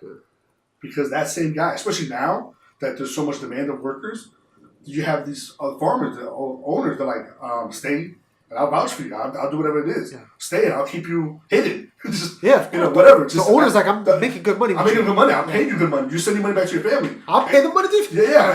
Everyone's happy. Yeah. That's Instead of paying this guy X amount of dollars, I pay you less. Just don't get in trouble. Don't commit a crime. Yeah. Don't do that. So we used to work in a restaurant. There was guys that worked in the kitchen, right? It was I think they were brothers. I don't know if you remember them. One of them would live in Mexico in a farm, whatever. He's like, we live there for a year, get drunk, have fun, and then they'll switch places. Oh, okay. So one of them will go back to the farm after working for a year, saving his money, and the other one will come to the U.S. and work in the kitchen. And they would just go back and forth switching. They work for a year, take a year off, and just chill because the conversion of money is so tremendous. You know what I'm saying? Like I can live for a year with the money I make. Dude, I met an Uber driver, Indian guy. I myself will take a Uber. I'll take a Lyft, actually. I don't even take Uber. I'll take a Lyft. So I met this guy. Yeah, I take the competition. I don't know why. Right? So I'm taking a Lyft. You know why Uber doesn't give out free rides? If they give out free rides, like that driver, and I'm like, all right, I'll use it for myself, So you're retaliating. So I'm totally retaliating. I always do it. I always do like a negative rating because I'm like, come on, you guys can do better. They take 30% of my free paycheck. Right? So So I met the Indian guy. So the guy, I always ask him how many hours you do, how many hours you do. So the guy was straight up. He goes, I live here 6 months out of the year. I go back to India. The other 6 months. He goes, I have my whole family. He said, I have my whole family. I have 4 kids, a wife. I have them living here in a house, rented out the house. Boom. He goes, my only issue was my kids were being Americanized and they were talking back to me. So I said, you know what? I'm sending you guys back to India. Yeah. So he sent them back to India. So he goes, I work here 6 months and then I go back. He goes, over in India, I own a house. I have 2 servants and 3 cars. And for those 6 months I'm over there, I don't do anything. He goes, over here, I make $30,000-$40,000. And the people that live around it are like, oh, he's a rich businessman in America. And he goes, I go back, and he goes, and I live like a king. Yeah. With 30, 40, I was just said 30, 40, he goes, 30, 40,000, 30, 40,000, he goes, 30, 40,000. And my kids, they don't talk back to nothing. Because over there, the culture is you respect your family. Yeah. Over here, your kids acting like a fool. And I was like, I need to send my kids to India. See, it's funny because in Puerto Rico, the culture's like that too. In Puerto Rico, in the island, you respect your elders. In New York, you kind of lose that a little bit. You lose that. It's a very American culture that you could. I just read an article that they said you should ask your baby permission to change their diaper. I know, I read that one too. Yeah. What the? Wow. I'm like, I don't even ask my baby if permission to feed him. Yeah. I just say, it's time to eat. Yeah. You need to eat. And if I was to ask my son, he always say no to me. No. I'm like, I'll never hear me crap pamper all day. Yeah, I'm like, no. My wife would come home, she'd be like, what's going on? I'm like, he told me no. Yeah, I'm like, no, there's no permission. I had no consent. That's too much. It's done. All right, so let me ask you, if Puerto Rico, okay, I'm just going to make a suggestion. I'm going to ask you next. To make, to fix Puerto Rico's situation that it's in right now, are you thinking that if Puerto Rico becomes independent today, right away pass laws saying we allow any marijuana to grow? I would have cruise ships called High on the Seas, and you get high like crazy on a cruise ship. Oh, don't take that. Cut that out. Yeah, that's going to be edited out. We're going to be rich! No, I would have, yes. So and then they would have to have the cryptocurrency market. All of wAKANDA, the island of wAKANDA, which was bombed because some of the land can't. But the great thing about weed is anyway, weed is one of those things that you don't need the best fertile soil. Yeah. You just need the best fertile environment. And it'll find roots somewhere. You could really plant a whole island. And nobody lives in wAKANDA. So why? The population is like 3,000 people. So I would follow that up with the money, the taxes. And then allow people to grow on their own land. Yeah.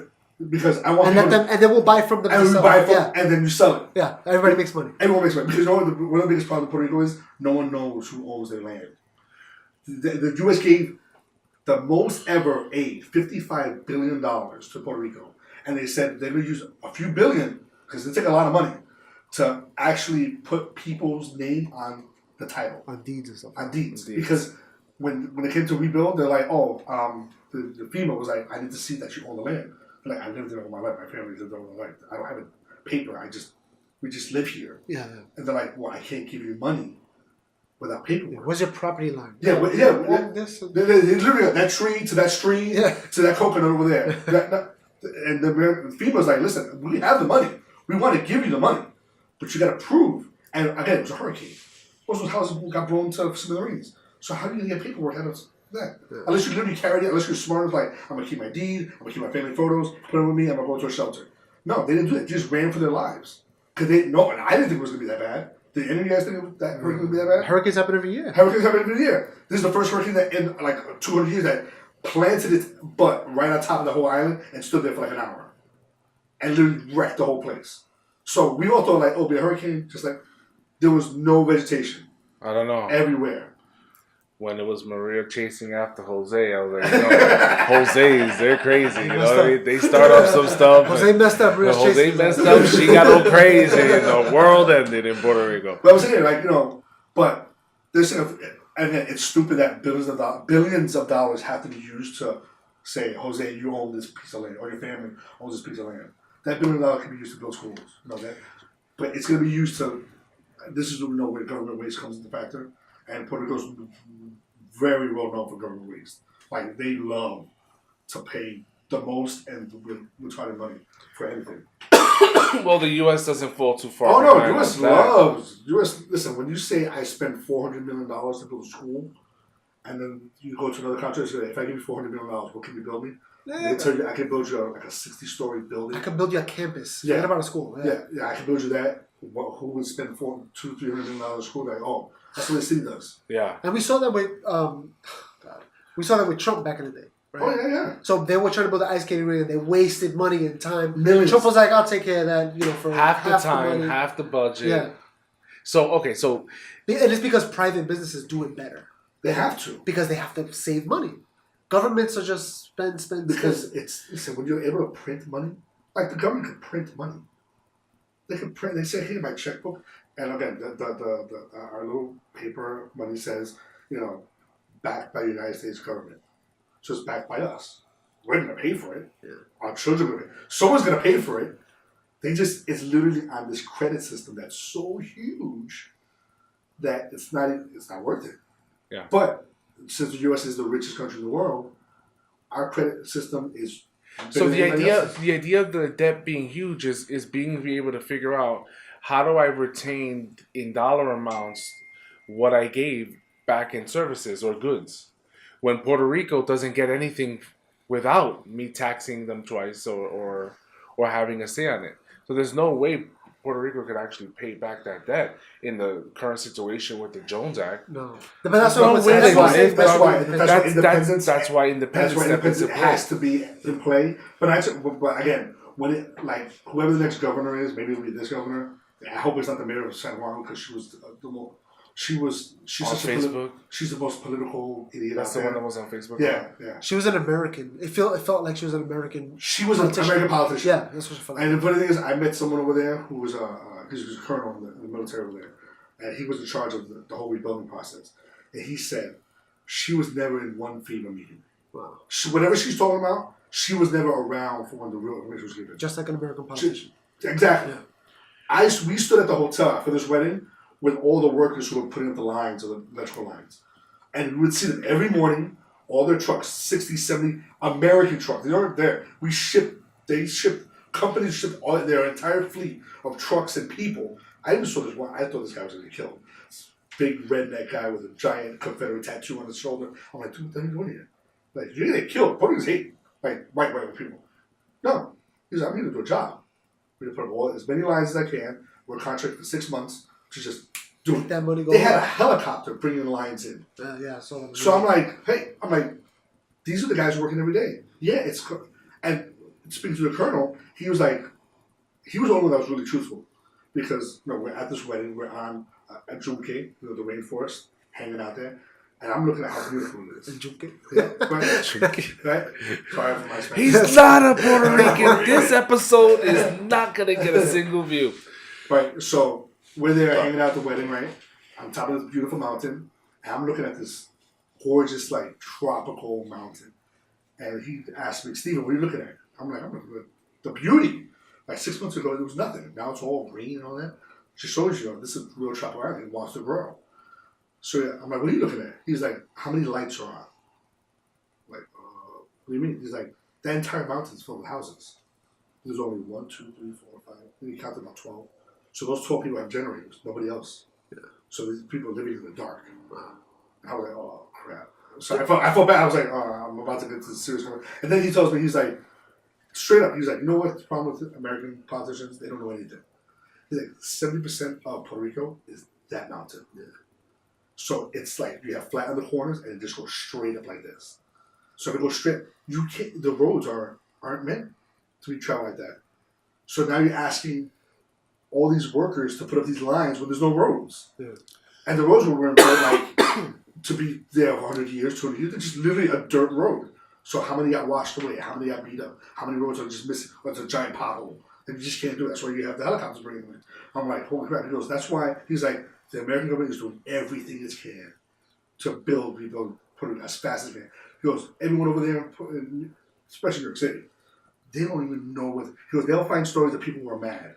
Yeah, there was a lot of that going on when it happened, and there was no way of really communicating with people, and there were these like the two-way radio apps. Yeah. People signing in, and it was just an outcry of individuals looking for family members as if they were lost. They're not lost. They're in Puerto Rico. In Puerto Rico, yeah. we just can't communicate with them. But then, it was quick. You could start telling that, some of these news reports, even coming from them, Mm-hmm. Was exaggerated. And that's something that we definitely are as Puerto Ricans. We live to exaggerate. No, but we see that right now with Hawaii. You hear about the volcano in Hawaii? Yeah. And I saw a picture of a guy. He put a map of Hawaii and he put like red all over the island. He goes, "This is what they're telling you what it's like." And then he showed an actual picture of Hawaii, and it's just a little tiny little corner. Yeah, and they're like, "This is what's really going on." Yeah. And it's ruining tourism in Hawaii. And they're like, literally, it's ruining tourism and that island. Yeah. So Hawaii is a group of islands. Right. Yeah. So on the main island, they're fine. Yeah. On the big island, but this is one of their big islands too. But again, it's at the corner. Yeah. And the problem, it's not like it hasn't happened before. It's happened before. It happened 20 years ago. Yeah. Spews all over the place. It's a volcano. You live on a volcanic island. It's like you live in California. Hey, you guys are getting fresh land again. Give it dry out. It'll dry out. It actually becomes the most fertile land. Yeah, it's true. Okay? But that's what the news, especially like New York news media, that's what they want. Like they show the difference between Canadian news. There was good stories, and New York, and especially these liberal, they want to show you like the worst. And again, they're not even showing you the real world. They're just showing you what's gonna get you angry. And they said the same thing about the school shootings and stuff. They're making it such a big thing. If you would just let it stay local. Oh, there was a school shooting and just end it there. Because what it does is it encourages kids that are a little, kids are emotional. They're at an age right now, at that age, that they're like... Like one of the things they're saying that there's been 600 something school shootings, or 300 something school shootings. But if you really do the research on what a school shooting is, it wasn't that someone shot at school. Sometimes it's a broken window by a bullet, or could be a straight bullet. Yeah, like the project somebody got... Or at the end of the day, when nobody was there, a school shooting. They'll show some... And they say there's so many of these little ones, and then you just lump it all into the big one, and they say, there's so many mass shootings. Mass shootings when you shoot two people. Yeah. Or shoot at two people. Okay, then I guess New York City has a mass shooting every other hour. Yeah. Because in the Bronx, they're killing each other out there. If you listen to this show, it happens a lot, and fires. A lot of fires. Yeah, so if you're lumping it all together, sure, you're gonna get the worst news. Yeah. But if you say, all right, now granted, but good news doesn't sell. It never sells. That's the problem. It never sells. But again, with Puerto Rico, what sells is people saying how bad Puerto Rico is. Puerto Rico's bad. It's a third world country. The same colonel, he goes, not only do they have the second largest police force, which they should have crime under control, anyone who's in narcotics, they don't do anything. This is another reason why we should have marijuana legalized in Puerto Rico. Because now when you put it under an industry or you put it under a corporate entity, you get to hire black ops people to go kill people. You get to do the right thing. Over there, it's like Mexico. You do a drug bust, you're dead the next day. They will follow you home and kill you in your own house.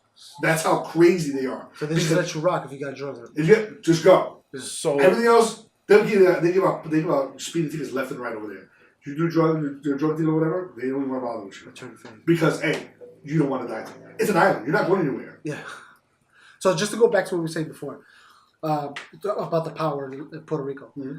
I read somewhere that Elon Musk invested into solar panels for a neighborhood or something like that. There's a few things about Elon Musk.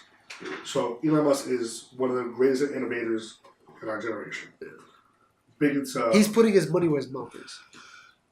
Yes and no. We had this great article about Elon Musk, how most of his money is government money. Like Tesla, the car, is like $900 million invested by the government. They gave him $900 million to build this car.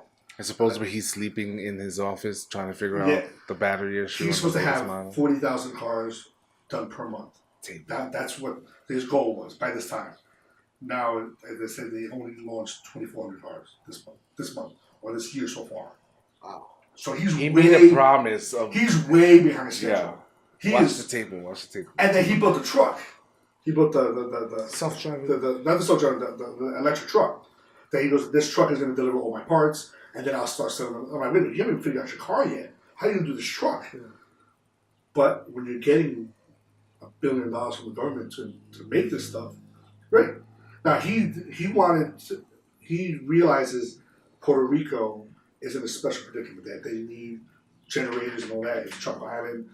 So he did put special equipment there, but it's government money to do that. So it's almost like he had to do that because he had the technology, or he has some technology to do it, and then it makes his company look just that much better. Was it that battery? It's supposed to be like this box. You just open it up, and the solar panels pop out, and you plug into it, and your house is great. You literally can power your house. And you wanted one in every hospital, one in every town. Like literally, it was a giant box you put in the middle of town, and anyone that needs electricity, just plug it in, and boom, you have solar power electricity for the whole Can you day. imagine? That makes more sense. It makes total sense. The issue is you need not regulation. You need people to say, is it working? You heard the story that he did it. Is it working? Yeah. Because if it's not working, then let's go back to drawing board. Like, I don't know, this is government regulation from the governor of California, but I get it. He said by 2020 he wants every house, newly built house in California, to have solar panels on it. Yeah. Now, California has a huge energy demand. They're always building more. Even though people are leaving, they're always building more, but they don't build any new power plants. So they're trying to get power from the same rusty old power plant. Yeah. So how do you offset it? That's a great idea. Every new house has to have it. And you live in a sun belt. You know, if you live in Seattle, solar panels aren't going to help you. Yeah. But if you live in like Lower California, great. See, That's so going me, to help you. I don't like regulations, but something that makes sense is like we should do it. Yeah, exactly. That makes sense. So in Puerto Rico, having solar on every house makes sense. Yeah. And even if you make it like you said with the unfolding, if they were to just do that, that way they could be like, all right, hurricane's coming, fold it back up, put it in the basement. They have a solar plant in Puerto Rico. They had like this huge plant. It got destroyed. It shattered. Yeah. But that's what I'm saying. It's better each individual because you're responsible. Exactly. For So now you're responsible. So now that gives when you invest in your own responsibility. Now you're like, now it's mine. Like you said with the I will projects. go up there, close everything up, put it around. When the sun comes back up and the hurricane, and I put it back up, I have power. Yeah. Now I'm good to go. Because it's not like people are gonna be like, oh man, the solar panel plant is messed up. Let's go fix it. They're not even going. That's somebody else's problem. That's the government problem. Yeah. That's the government problem. Like you say with the project. Yeah, situation. That's the government problem. That's like California has a huge water problem, right? They can solve the water problem easily.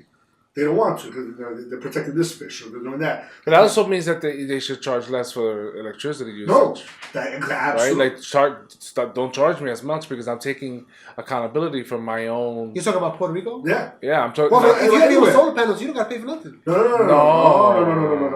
That's not what the government says. That's not what. Government also, like Long Island had this huge, for like years, you got like $20,000 back in tax rebates for your solar panels because you're not home during the day. Yeah. But your solar panels are working during the day. So you fed the system juice.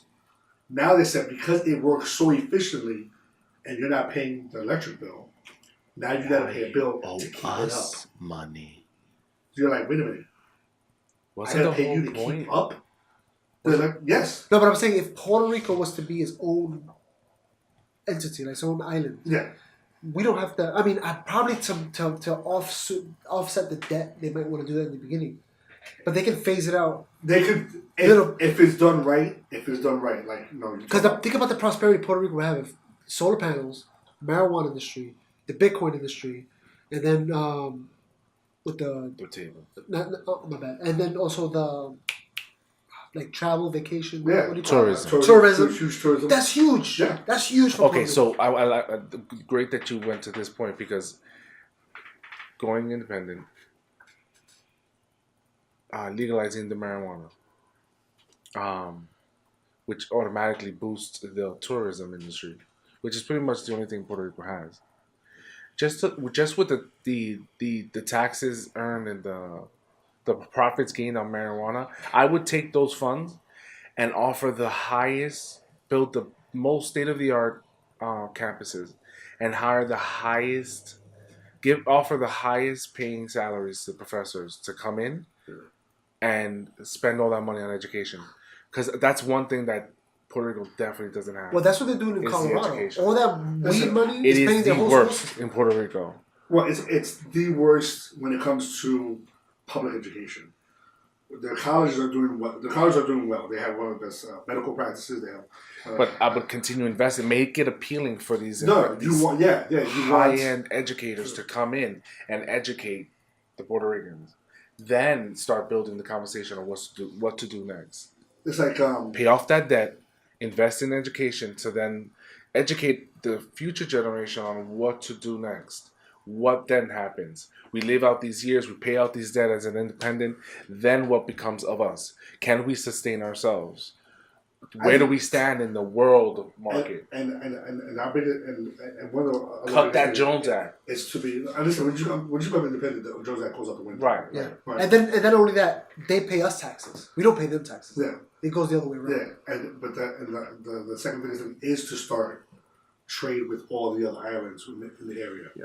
It just can't be with the U.S. You're literally saying, let's do work visas together. Like, It's a great time. Come to And work, it'll be good. but they can't hit the state. It'd be good too that America doesn't do trade with Cuba, but Puerto Rico can if we become independent. Absolutely. So dope. And it's a perfect time for It's it. a perfect time for it It because is.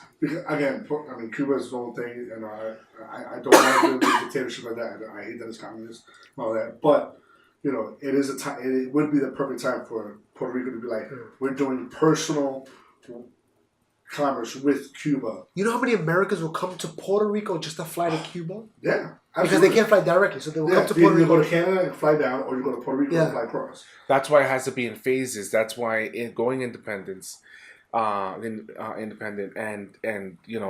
tapping into this resource of the legalization of marijuana, and also challenge industries, big industries like Newport, Marlboro, to come in and build factories to provide work. Yeah. Give more money into these positions of education, not only in the private but also in the government, the education system, to then educate. You can't hand these people these tools to start doing something new without actually showing them how to do that. It was funny. Like, It's phases that we have to step into. It's phases, but it can be done a lot. Like everyone said, like, where can like wAKANDA be found? Like the whole Black Panther, like industrial city on the edge of like everything. Like Puerto Rico could do that. Yeah, We need a good leader. Yes, but but it's not just you need a good leader who inspires other leaders to do good. The spinning is the phone, the sound, that space eerie sound. So that's like if you have a good leader who inspires other good leaders, because eventually you're gonna have a corrupt leader. There's gonna be someone who's gonna say, "Oh, I can make $1 billion for myself if I'm in this industry." Prime example, let's say President Obama. He wrote a little memoir, but then all of a sudden his memoir they paid him $30 million. He didn't sell one book, but he got a $30 million memoir. He got Netflix. Netflix paid him what, $50 million to do like 10 episodes. Him and his wife. Was it disclosed, the amount? Right? It was on Netflix? Yeah, they're estimating. No, I don't know. They're estimating because they're saying that. I mean, How much was the estimate? $50 million. 50 what? 50 million. 58 million. So you're looking at Dave Chappelle got paid $30 million to do 2 comedy specials, and Dave Chappelle's funny. Obama, and they're saying this is a lot because it's only like him just talking. Yeah, but they also say that he's also gonna produce stuff instead too. Yes. Doesn't matter. They're paying him for doing what? Like, Just put his name. It's not like They're paying for his name. It's not like Shonda Rhimes. She wrote all these Grey's Anatomy, How to Do It in a Murder. Yeah. She writes hit shows that make money. Obama never made money. He's never in his life did he ever make money and say, "Oh, I have this tenacity to make money for you." I haven't made a product that I haven't made a product. Shonda Rhimes, they gave her $300 million. Do what you got to do. Because you make money. So you make hit shows. The same thing like with Lin-Manuel Miranda. He knew that he was worth more than what they would give him, so he left. So Obama, just because, and because Netflix would do whatever they want, they're awesome company. So the business showman became the politician, and the politician became the business showman. A lot of people say that Obama was the first celebrity president, and he opened the door for a person like Trump to come into office. Yeah, but I think Obama's thing is going to be like the Oprah Winfrey channel, What channel is that? The old channel, the OWN channel? I have no idea where it's at. I know what. Yeah, exactly. Eventually he'll fade. Because there's one thing that people love is power.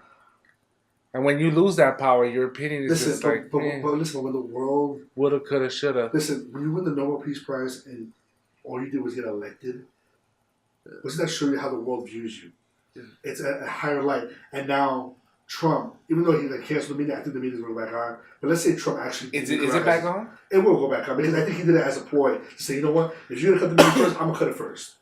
Yeah. Trump is like that. Trump is very vindictive. But he's like, I'm gonna do it first before you do it. But guess what? North Korea said we're ready. Yeah. So right now he wants them to say, you know what, we'll put the bombs on the table because if we get rid of that and then we bring the commerce that you promised us, Right. Trump will be the greatest peacemaker in the history of the world. You know what's funny? In the beginning, America wanted to speak to North Korea. They were saying, no, now it's switched. No. Now America's like, we can have the meeting if you want. And North Korea's like, no, we're ready. No. Trump, Obama said he wanted to meet with North Korea, but he goes, but there can be no conditions on the table. I want to talk to them face to face. Yeah. Trump is like, no. The bomb, all your nuclear stuff is on the table. That's the first thing. We're bringing nothing but commerce. That's enough for you. Yeah. You guys are dirt. Your soldiers are in the fields looking for food to eat. Yeah. Their people are shorter and smaller because they're malnourished. They're totally malnourished. And he's telling them, all we're going to do is give you money. That should be enough to get all your nuclear weapons out. Yeah. And all your rockets on. So if we get all of that out, if Trump pulls this off before November, they might really try to elect him for a third term because he will win the second term in a heartbeat. Because everyone's going to be like, not only is America in the best economic boom it's ever been in the past 18 years, you just took one of the greatest threats in the world and just took him out. And you didn't kill him. With no violence. Exactly. You just did it with diplomacy, his way, that the whole world couldn't do. Everybody's trying to play and yet they'll still say he's not worthy of the Peace Prize because of the way he talks about Mexicans. Done. Oh, MS-13.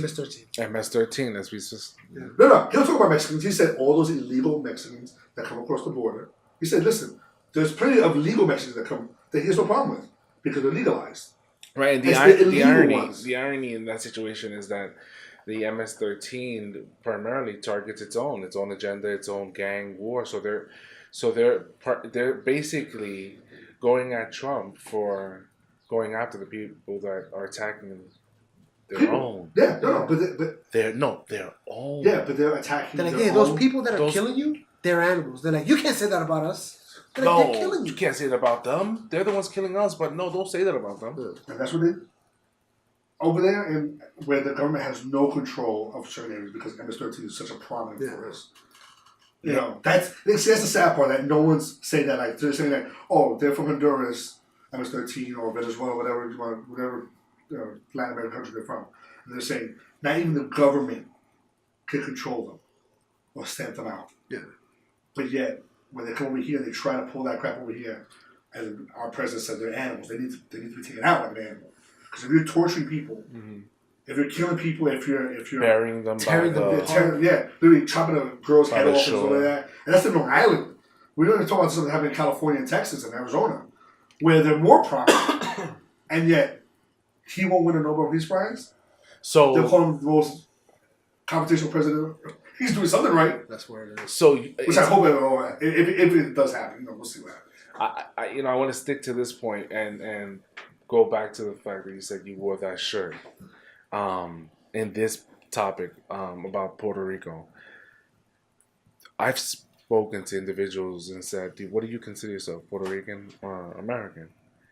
And they'll say, I'll never consider myself American, I'm Puerto Rican. And then I'll try to have a conversation about the history and how we became citizens, and they just don't get it. And I'm like, there are people who have fought that are actively fighting that are Puerto Rican, and you're here as an American, and due to their service, we're safe. Like, do you get that? There's no pride in that at all, and they don't get it. The other problem is our country now. We're becoming so European that we have to respect where you're from and who you are, rather than saying, I give up this pride to make sure my country, my people are safe and sound. Yeah. That's why, you have that American, what they call the American spirit. You submit to these ideals. You submit to the Constitution. You submit to the Bill of Rights. You're saying these laws are the greatest laws and I'm going to follow them and everything I come from. That's why it takes 10 years when someone applies for a visa to come to this country. It's like what UPS does. You know what UPS? You can apply for a job, they reject you 3 times. They want to see it that you go 4 times that you apply for the job. Because they say that's the type of person we want. Zappos, that business used to offer you $5,000. They said, I'll give you $5,000 if you walk around this place right now, or I give you a job. Which one do you want? They go 90% of them, 90+% of them. I want the job. I don't care $5,000. $5,000 is free. I can make $5,000 in 2 months. Yeah, it's done. I'd rather have a job. And they have the most loyalist workers in their company because they believe in this is the job I want to make better for me and my family. Mm-hmm. So when you have that, and that's why they say one of the biggest things I can't stand is saying, we're all immigrants. We all belong. I don't know. I hate that. I'm wrong. I was born here. Yeah. This is my land. This is my place.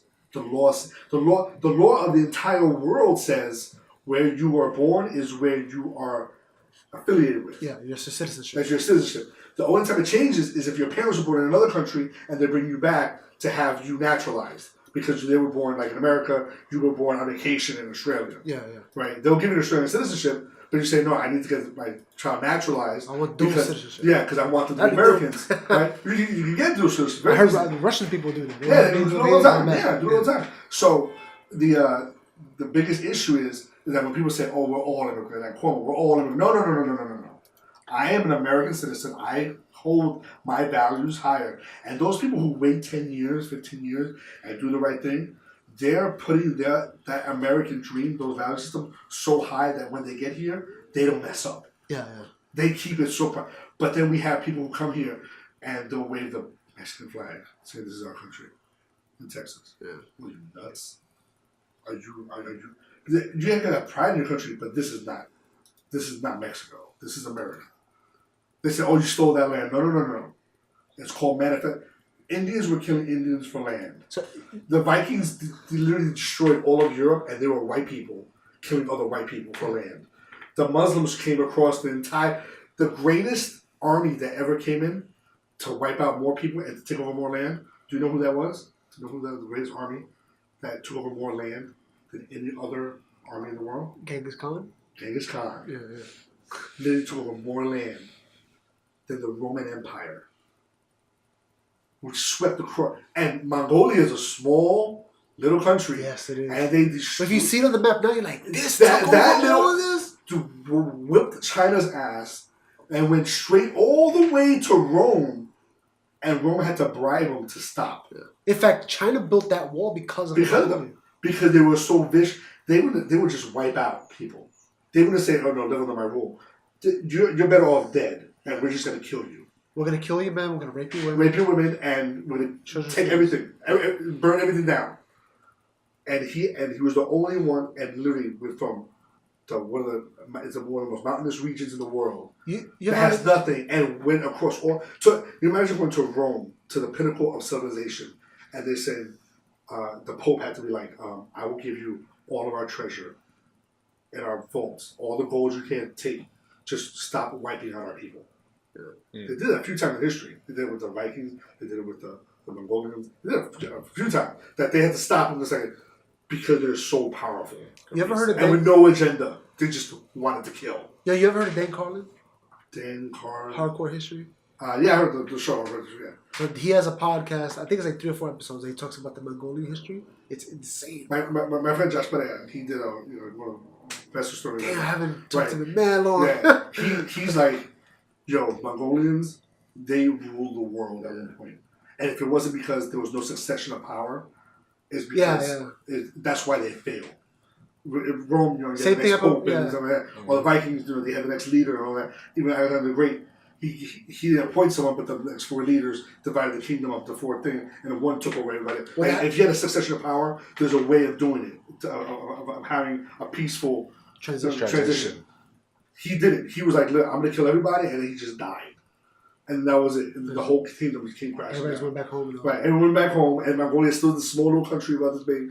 But they could have been running it. But the amount of damage they done, they changed history. Yeah. Like you said, China had to build a wall, you can see it from space, just to keep them out from that side. You guys inquietos, you guys too much over here. Like, oh, we gotta build this wall. It's too much. You guys are too much. Again, and it wasn't the head of this special. They were just they were all horde. Yeah. And then apparently, I mean, I don't know how true this is. The Muslim army that was taking over, East Europe or whatever, right? Apparently, the Mongols were one of the strongest forces that actually stopped them. Yeah. So it wasn't just the what do they call it, man? The Persians? Not the Persians. The Christian army. Oh, the Crusades. The Crusades. The Crusades were in response to the Muslim. Yeah, people don't know that. People, all the Crusades, the Christians. No. They were in response. Listen. Don't get me wrong. When you go, when anyone's at war, all of history, there's never been a good war. You go and you pillage. In World War II, what did we pillage? We took every scientist Germany had. And said, listen, whatever you were building, you better build it over here first. Or else you're gonna go to jail. We'll put you in a box forever and lock you up, or we'll hang you, and because you're not. And everybody's gonna applaud it. Yeah. And they were saying, "Oh, I get to be in America." And here's the funny thing: they had a choice. It was either you go to Russia or you go to America, and they were running to the American side because they're like, those Russians really hate us. Americans, you hate us, but at least we can live over there in a they lived happy lives. They had children. They had families. The American government took care of them. They said, just keep building the rockets, the bombs, the airplanes. They got us to the moon. They got us everywhere. Remember, if Germany had that technology before the war started, had jets, had the freaking the missile that shot, it would have been a whole different war. It would have been. We would not have competed with the technology. When we ended the war, apparently they had a few jet planes. They had a few. Yeah, they had. If that came first, if they had that earlier, like they said, we're not going to mess with the U.S. We're going to back off and just focus on technology. The Bismarck was the largest battleship built, right? It was so feared that England was like, we're going to send every ship and hit that ship. It was just one giant, but it was with so much metal, so much cannons. They go, if that ship is free to do damage, it would annihilate our fleet little by little. So we're just going to send our entire We just got to hit it now, yeah. And they said it literally took like a day of shooting it consistently to finally sink it. Wow. Other ships took time, took like an hour. They said they were hitting it consistently just because it was that feared. And what if they built 5 of them? What if they built 20 of them? What if they were bombing it and one of them just pulled off to the side? Like, oh, no, exactly. What if they would have been like, it's done, it's over. They only built one. They controlled the ocean. They built one ship. Imagine they built 20 of them. Yeah. It would have been a whole different war. The Japanese were building aircraft carriers as much as they could. We were building them every month. Intermission music right there. There we go. Some of that Puerto Rican music here. That's right. You're ready. That's that Bad Bunny. That's exactly where we're at. The culture. There's outro music right here.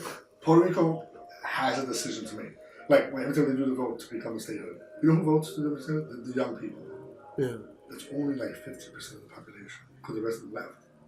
So you got 50% of the population, which they say, all right, it's whoever voted. But at the same time, it's not the full country voting. Yeah, so I would never allow myself to vote when I was like if I had the choice of what's the best right now. You know what I mean? Like, what did I know when I was young? Yeah.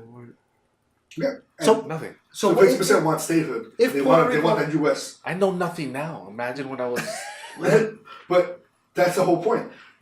Puerto Rico has to understand the people there, even us as being, That's why focus on education. That they literally have to say, we're going to separate ourselves, and when they separate us, we have to separate citizenship. It comes with the problem. So let me ask you a question. If Puerto Rico was to gain independence, they will become Puerto Rican. Yeah. They're no longer now. Americans. If they said, all right, for instance, they said we're gonna get independence. First thing we're gonna do is legalize drugs. Legalize marijuana, not all drugs. Marijuana. Yeah. What are you doing? Would you say? I think we're going to Puerto Rico now. Would I go back to Puerto Rico? No, because Puerto Rico is still foreign to me. Oh, I see. Yeah. Because you don't speak the language. I don't speak the language. I don't understand the culture. He couldn't get a sandwich at Wendy's, bro. I would love to move to Puerto Rico. I would go to Puerto Rico and I would invest my life in it. Listen, if it took, I would be an investor from the mainland. I would say what businesses over there that I would give $1,000. That's a good point. Like that. I would do that. I would become the 5 or 3 million Puerto Ricans that are living on the mainland, right? If they said, all right, we're gonna become the investor. That's tens of billions of dollars. If other countries are giving $2-3 billion a year, that's tens of billions of dollars. I would tell everybody, I'm going, send me the money, I'll go buy that land. On top of that, hold on. Establish industry. Hold on, let's go back. You had mentioned the 2 people when we used to work at the restaurant, right? Yeah. The whole idea is that if it becomes independent, at that point, what should be done is that we Puerto Ricans, whether at the mainland or off, at that point that the people who decide to stay as U.S. citizens and stay here come together and say, now we need to invest together, us, Boriquas. You don't have to do the just us. I thought about that, the just us, like let Puerto Ricans invest. We're gonna have more incentive to invest because that's our that's our country. We feel like when I go to Puerto Rico, I feel a connection. Like this is where my family came from. Right. But you can't isolate the rest of the world. No. Because trust me, if marijuana gets legalized, the same recreational marijuana is legalized in Puerto Rico. And then the bank say our banks accept all cash from. We don't care where it comes. We don't care. Just bring it over. People from freaking Colombia will come to Puerto Rico. Bring it over. Yeah. No. So now, the tens of billions that just regular Puerto Ricans are bringing in, it's going to turn into hundreds of billions because everybody's going to want a piece of that cake. But that's what I'm saying. I will put my feet on the ground and be like, I'm gonna scout the land. This looks like a good farming land. No, yeah. So hire the people. So like, all right. For example, now this is where we're talking about restructuring a country. No. So here's the issue with this. As much as I want to say I'm a smart guy, I'm not. That's what I'm saying. We're talking about recreating a country and how to sustain it. I'm not saying how to just recreate. A country can be recreated because it's been done plenty of times. Like Sudan, the issue is, can we bring enough prosperity to the country that it can solve its problems and become great the next 100 years? Right. So when I say like we said, let's say. It's going to go simpler. Medical marijuana. Let's do that first before we do recreational. Because, we're growing it outside. We're not putting it in a barn. Yeah. We're not paying that type of tax. We're growing it in our freaking backyard. I don't know about you. I don't know how to grow marijuana. Maybe you guys know how to grow marijuana. I don't know what you're talking about. But let's just say I would have to go to Denver or California and find a farmer who grows marijuana and bring him over and say, listen, this is the land. Grow what you gotta grow. There's a guy in Viceland who goes around the world looking for like the best marijuana plants. And he went to like some Colombian country. He was like literally in the mountains. He goes, because it's illegal in Colombia to grow, but he's there. And you just see these fields of marijuana. And he's looking for the specific plant. And I'm like, that's the guy I want. Yeah. I want to grab him, bring him to Puerto Rico, and be like, reimagine Puerto Rico and you tell me which plants grow your best. And let's get the seeds, let's put them down, and let's grow. I go, the only issue is you can be an investor into the thing, but you can never be a sole investor. That's for us. That's for Puerto Rico. Yes, we gotta get our people. We have to get our people first. See, that's the whole thing about. Yeah, that's the whole thing about right now. All the smoke shops are owned by, Arabs and white people, right? But they're saying once marijuana gets legalized, who's gonna be smoking marijuana the most? Black people. Yeah. But there's no black shops. They're not owned by black people. There's actually a state senator in New York City who's saying, before we legalize it, I want to make sure that black people own smoke shops first. Yeah. So because it's unfair. And it's true. Yeah. So in the case of Puerto Rico, if the moment they decide if they ever decide. Let's just say we decided Puerto Rico is independent. 2019, the ruling has come out, and the bill has been passed to take in effect. In part of that bill is that as of today, marijuana is legalized. a lot of things have to happen simultaneously very quickly. There would have to be a system, a clear system, a clear plan on what to do. There would need to be a banking structure. There would need to be policies and procedures. Listen, what's up here? Look what's happening right now. They just passed sports betting allowed in every state.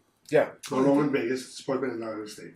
And it is. Now, every state is like, holy moly. Yep.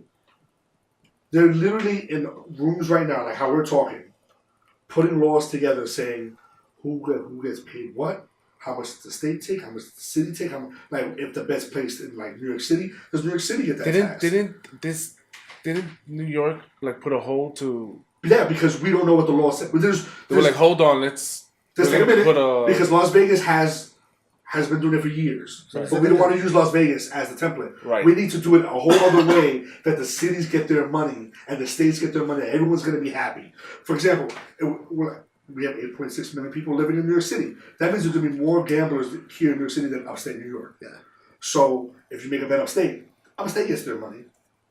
The state gets their money and upstate keeps more of the money. Versus New York City, the city needs to get some of their cut and the state gets their cut. And the federal government gets their cut. So everyone has to get their cut. And then again, who pays? Like they actually wanted, some senators said, I want the sport itself to pay. Like, no. Yeah. You're betting on us. We're still doing what we're doing. We're going to play the sport. Yeah. You guys do what you got to do. Right. So if there's a lapse in money, that's on you. That's not on us. Yeah. That's why the state has to be like, so if somebody wins big, like if somebody goes, I bet the Yankees win the World Series in 4 games and they win a shutout, and I bet $1 million on it, and it's like 10,000 to 1. Somebody will be like $100 million. Who's going to pay that bill? The state's going to have to be like, we got to give that bill up. Because we're making them funds. Because we, it's the law. That's what the law says. So the same exact way what you're thinking, how sports betting is done now, it has to be done faster in Puerto Rico because it's going to be such a gold rush. You want to see people buy land in Puerto Rico fast? Yeah, no. Tell them that's going to happen. Yeah.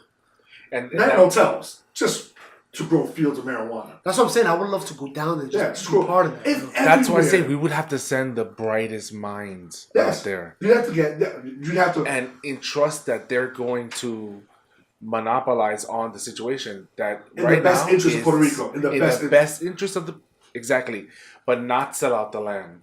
Yes. Retain it, pay off the debt. But again, there's so many things that need to simultaneously happen. You have to develop a currency. You actually have to you can stay with the American currency as a new government. You can say, we're not going to pay a so because that's retarded. We're going to stick with the dollar because we all trade in dollars, right? But at the same time, we're just gonna we need a larger police force because we're going to kick all the drug dealers out of the You need a system of checks and balances, and you need a banking. You need a banking system. El Banco Popular. Right? No, you need the Bank of Puerto Rico. You need but it's going to be like all monies go to the Bank of Puerto Rico. All union money goes to Bank of Puerto Rico. So you need a system of checks and balances. There can't be any competition with it. It's got to be that bank. All the banks are going to shun it because it's taking too much drug money. You're talking about. You need a judicial system. You need a judicial. You need a judicial system. You got to revamp the. I'm talking about the core branches in order to develop that independency and sustain it. Forget about the method. Well, we can keep what we have now. It can be done. It can be done. The biggest thing is to get the regulation in place that for whatever you grow and you sell it to it can't go to the drug dealers. It's got to go to the corporation that we are in partnership with. That's going to refine it, do what they got to do, and then sell it across the world, right? Or sell it in Puerto Rico, whatever you got to do. But like New York State is going to legalize it and say, hey, New York, we're going to be one of the biggest trading partners because we're going to send this stuff to you by the kilos, by the boatloads of kilos. And it's all going to be taxed. You tax it over there, we tax it over here, we're all happy. California is the 8th largest economy in the world. That's insane. It's a state. It's the 8th largest economy in the world. And they have one of the highest tax systems. Just think about that. They're still making all that money. It's all that Silicon. Imagine you bring the drug trade over there like that. That legalized money transfer. Silicon. You want to see investor money? You want to see like all that hedge fund money coming over back? They'll come back and say, listen, all we want to do is marijuana. Yeah, but the only way I feel like Puerto Rico will make that money, they have to jump on it right away. Oh, Because absolutely. if it becomes legal in the United States, Puerto Rico all of a sudden becomes like an obsolete, Yeah, but because it goes everywhere the else. difference about Puerto Rico is that Puerto Rico has the best benefit of land growth. Yeah. Versus, and everyone else is doing it in these huge warehouses, and you have to have the right temperature. It's all energy expended. And Puerto Rico doesn't. It would just have one tax. You don't have a Puerto Rico tax. You don't have no federal, state. Straight Just Puerto Rico tax. tax. One tax. Straight. It would be like a 10% tax, great. 10, 50% tax, whatever. Tax whatever you want. It's legalized. And you have to have a leader that. You have it like that. You have a little package like that. Yeah, no. And then, but have like a Puerto Rico symbol on it. It would be like that. Boriquas. And then literally, it's still around the world. Yeah. Still around the world. You destroy the Mexican cartels. You literally tell them you have to go to another drug because this is It's ours now. because now we own it. But they can also take the money. The Mexican cartels. They can take that money, move to Puerto Rico, Oh, convert it. They listen, that's you been know, done before. Yeah. Deutsche Bank was taking drug money left and right, and they were doing it. They knew about it. They just didn't want to tell anybody else about it. Puerto Rico would be like, no, we're taking the money We want everybody to know. because this is Yeah. marijuana money. This is Right. this is what it is. It's legal here. We're okay with that. Bring it in. We're taxing it at a rate that it is what But it now is. your illegal money in your state is now legal, and now you can transfer. It I back mean, to it's your washing money. It's Yeah, washing washing money. money, yeah. But at the same time, they're saying, but it's the bank saying we're washing it, but we're taxed. The governments just want money taxed. Yeah. The problem with these drug cartels, they don't want to pay those type of government tax. So you say, listen, I'm just going to tax you 5%. All right, great. Yeah. That's all I wanted was 5%. Done. Yeah. How about this? The more money you bring us, the smaller the tax will go. Yeah, just say Bring large just kept that amounts. 5%, just bring us all the cash, we put it in our banks, we're going to spend the money. All we do is spend the 5%. Your money's safe. Within 10 years, Puerto Rico will be out of debt. Possibly, yes. If you say tourism, marijuana industry, and like you said, investing into an industry like the hospital industry, college industry, like something like that. The course. Those long If term. you make if you it. make college education, because you have the Infrastructure. no the living comfort, right? That tropical Yeah. you have that that comes with the package, right? And you make your medical, your education, the best that in the world. Yeah. I want to live there, and I want my kids to grow up and go to school there. It's not even Wakanda, man. They don't want to Yes. Wakanda. Puerto Rico, Wakanda. Puerto Rico, Wakanda, man. That's the name of the But episode. Puerto Rico, again, Wakanda. again, like you said, it would have to be the best minds thinking Puerto Rico first. Like it would have to be like, I want this country to be the great. Right, and we're Which not. sucks because the whole funny part of Wakanda, the whole Black Panther thing, is Africa is the richest country in the world. Africa is the richest continent in the world. Yeah, they have. They have gold. everything. They have oil, they have gold, they have diamonds, they have uranium. I forgot which country it was. A freaking mountain blew up, and it was helium. They said the world is in a helium shortage. We didn't have it. And they said there's so much helium here. It's like something like $30-40 billion a year they're making helium. And the country is small countries, one of the small like Chad or something like that. Yeah. And they're rich. They don't, but the corruption in the that's what government comes level out is to. so high that they'll never see the money.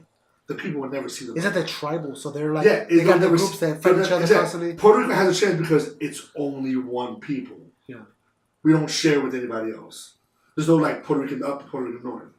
Like, there's no battle between the tribe people, like the mountain people and the city people. They're all Puerto Ricans. Versus you go to an African country, there's literally a tribe or religious divide. There's no religious divide in Puerto Rico. And it wouldn't be. And it literally can become like it's funny, we're kind of like isolated from the world, protected, don't let anybody in that you don't want to let in. It could be like that. You only come in if you benefit this country. If not, get the freak out. Because what we're bringing in is commerce, money, and peace. That's it. Right. You want to bring get out of here. Right. It's possible, man. So the infrastructure part. So once you the minute you say we're independent, you set up the branches of power. You have an agreement with the people who are there, and support from the people who are still that remain in the United States. Then immediately, the infrastructure is important, and that is where it's like Tesla's there. Okay, let's contract with him to make it that we're self-sustainable individually. Sure, I would tell Tesla Make it easier Yeah, to I would live tell Tesla, there. listen, dude, Like, I want to build your car factory here, but I want every car in Puerto Rico to be a Tesla car. And it's not that Puerto Rico's so like populate, they do like the air pollution will be 100% gone. We would get listen if we had the solar power, the Tesla, Like a solar city, yeah. Like a there solar would city. literally be no use for oil. It'd be such a small amount of oil we would need, and we import oil in Puerto We Rico. do import oil. So that bill would be so shrunk into basically exactly. nothing. And Puerto Rico knows that it would not only pay off its debt in, I think, in less time, but it has a guaranteed customer, the USA. Yeah. Guaranteed. Especially now with all these states now legalizing it. If all the states are legalizing it, and then... And because it's legalized by state, not federal, we could tell the states, wash it in our country. Yeah. Wash that money. You could do... I mean... We're not going to be operating... Puerto Rico's not going to be operating in dollars, right? It's going to be operating in marijuana. Yeah. And give us anything. Bitcoin, it would be the largest... pesos, whatever. It would be the number one export of Puerto Rico, but it'll be... I mean, it's talking about in the billions of dollars, millions to billions of dollars right away. Whatever country you do business with, it would be with the U.S. that you have the most friendly relations with. But I think the U.S. would turn around and say, you know what? Listen, let's forget about your debt. No. You see, the debt's not held by the U.S. The debt's held by private companies. So our current debt, everything. I think the private companies would be like, I need a piece of this pie, so I will forgive $10 billion. For 10% of the company, 10% of this, and you can be like, all right, let's all get into this. As long as Puerto Rico is 55, 60%. Wouldn't it be wise for Puerto Rico at that point to say, you know what, let's make something more official as part of the deal that the U.S. protects us and that citizen. The U.S. will always. The U.S. will never, ever. But like guaranteed. That would be the guarantee that once we get a country, that'll probably be a deal America does to Puerto Rico. We'll give you independence, but we got to keep this base. Yeah, and you're fine with that. We're fine with of course, not only that, but at that point, we could also cross with our brothers and sisters and remain and retain that citizenship. The issue would be, I mean, but that's what you would give up. The Puerto Ricans that are born in Puerto Rico are no longer American citizens. You would say if you're born after this day, you no longer you are no longer American citizens. If you're born after that, you hold dual citizenship. You'll get U.S. passport, you'll get U.S. Social Security card, but after that date, then you get a Puerto Rican. Any child born in Puerto Rico is now saying. And that would be the risk that you give up and say, listen, you have a friendly relationship with the U.S. We'll travel back and forth, but you can't do what the women used to. I can't stay here past my visa. You need a passport. I need permission. I need a 6 month, a year. But I can visit for a week and be fine. I'm on vacation here visiting family. See, but after like a few weeks, they're like, "Why don't you go back home?" I would tell all my kids, "Go have a baby in America, then come back."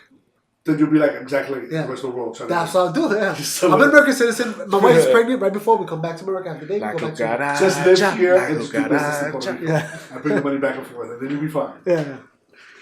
Because I definitely want like a house by the beach in Puerto Rico to retire in. Everyone, no, stop. That idea, stop. We left for a reason. It's got crowded. It's not crowded. We multiplied too much. That's why I said. Somebody left. Somebody took off. That's why I said. That's why it's time to do it now. You buy a property now, and then you kind of live with it. We just fixed Puerto Rico. Again, you need the leadership to say, "This isn't for me. This is from my Puerto Rican family and for the rest of for generations to come." Yeah. And like, for example, you had the guy who ran Palestine for years. The guy who ran Arafat. The world was giving them billions of dollars to help his people. All that. But when Arafat died, he was one of the richest people in the world because he had like $20 billion in his bank account. So he was pocketing the money. It's very easy to pocket money when you're in charge of the money. It's very easy to pocket money when you say, "Oh, I give this government contract, give me like $250,000 on the side." So whoever's there, it has to be like, I am so loyal to Puerto Rico, and it takes a fanatic to do that. It takes someone who's so, willing to say like, it's not about me, it's about Puerto Rico, and I'm gonna have people like that around me. That's only about Puerto Rico. That's just hard to find. There's someone who's so animate that it's not about me, it's about my people in the future of Puerto Rico being so prosperous that maybe one day it becomes one of the strongest. Listen, England isn't that big. England is the size of New Jersey, maybe they said, or maybe a little bigger than that. And they ran the world. And even now, they're still like one of the biggest powers in the world. Not about superpower like in military might, but influence. Puerto Rico could be like that in the whole southern. There's countries that use their money. Yes. When I went to whatever islands, what is it? St. Martin or stuff like that. They still use, the money has the Queen's face on it. Yeah, Bahamas, they all use that. Canada too, right? Yeah, they still use. They're very free. So that's why it has to be. It sucks with us because we're here on the mainland. We're not naturalized. Or you're in Puerto Rico, right? No. So Philly.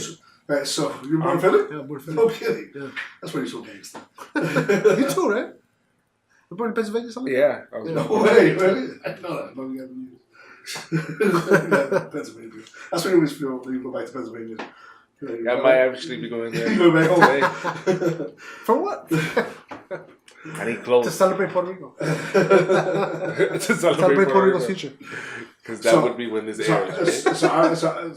So for us, and it's all great that we talk about it. It's all great that we make it a subject. It's great that we say like America does have responsibility in how Puerto Rico is, but it's Puerto Rico itself. Those people living over there that literally have to say, like one of the things that pissed me off that was reported in the news. They're saying all Puerto Ricans are forced to help each other recuperate after the storm.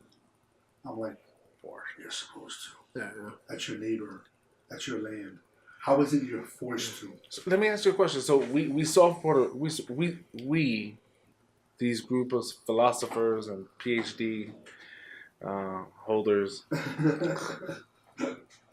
We saw Puerto Rico. You don't think the government thought about this? I mean, they're legalizing it everywhere else and gaining profit. There's actually there's clear numbers of profit. I think it just comes down to the votes. They just got to get those votes.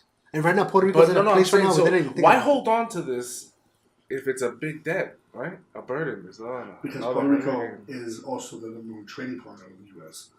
You have farmers that still do business, sell eggs and chickens and all that stuff from the U.S. You just can't say, you know what, we're just going to cut them loose. You're talking about U.S. businesses that will lose business immediately. Look what happened with China alone when Trump said, I'm going to put a tax on steel. Yeah. Right? And the first thing they did, I'm going to put a tax on soy. Soy is our biggest product in the U.S. Right there, every soy producer was like, I got to cut down because, to do so many fields is not be worth it. I'm going to have a loss this year. Immediately because they react to the market. To do that to Puerto Rico, but again, I feel if Puerto Rico was to claim its independence and claim a future for itself, but what I'm saying they would still have those business relationships with all those companies and everything would be okay. You don't think that the U.S. government had figured this model that we came up with and said, yeah, we could totally monopolize it right now? Why wouldn't it be in the interest of the U.S. government to... So you say the U.S. government will allow Puerto Rico to be in the marijuana business? Yeah, and they control wouldn't it. allow us to have a corporation. Yeah. So they wouldn't allow it. It's something that they create, though. We'd allow them. Again, now you're creating... Yeah, but it's a state. Now you're creating another government entity to be in charge of something. People won't buy it. It has to be independent. People buy it independent. Puerto Rican run, Puerto Rican owned. Puerto Rican people get behind it. 100%. So if the government went like I said, Puerto Ricans have pride. So if the government went in and said, "Listen, you guys owe us this kind of money. We're obviously we're protecting you. Let's work out a deal that Well, listen, the deal is that they raise the tax on the entire island. They cut education by like something like 20 or 30%. Like kids go to school maybe 3-4 days a week. The school year is a lot shortened. Teachers don't have their tenure? Not tenure, the other thing. The retirement. They don't have the retirement benefits anymore. They don't have that. They literally don't get a check anymore. So all the retired teachers, nothing. Right. They literally took all that money and said, we got to pay off the debt. This is austerity. Probably when you do austerity, there's nothing to counterbalance it. So yeah, we all do austerity. You don't have a job, you eat less, out less, all that. The thing is, you look for more work. Puerto Rico has to look for more work.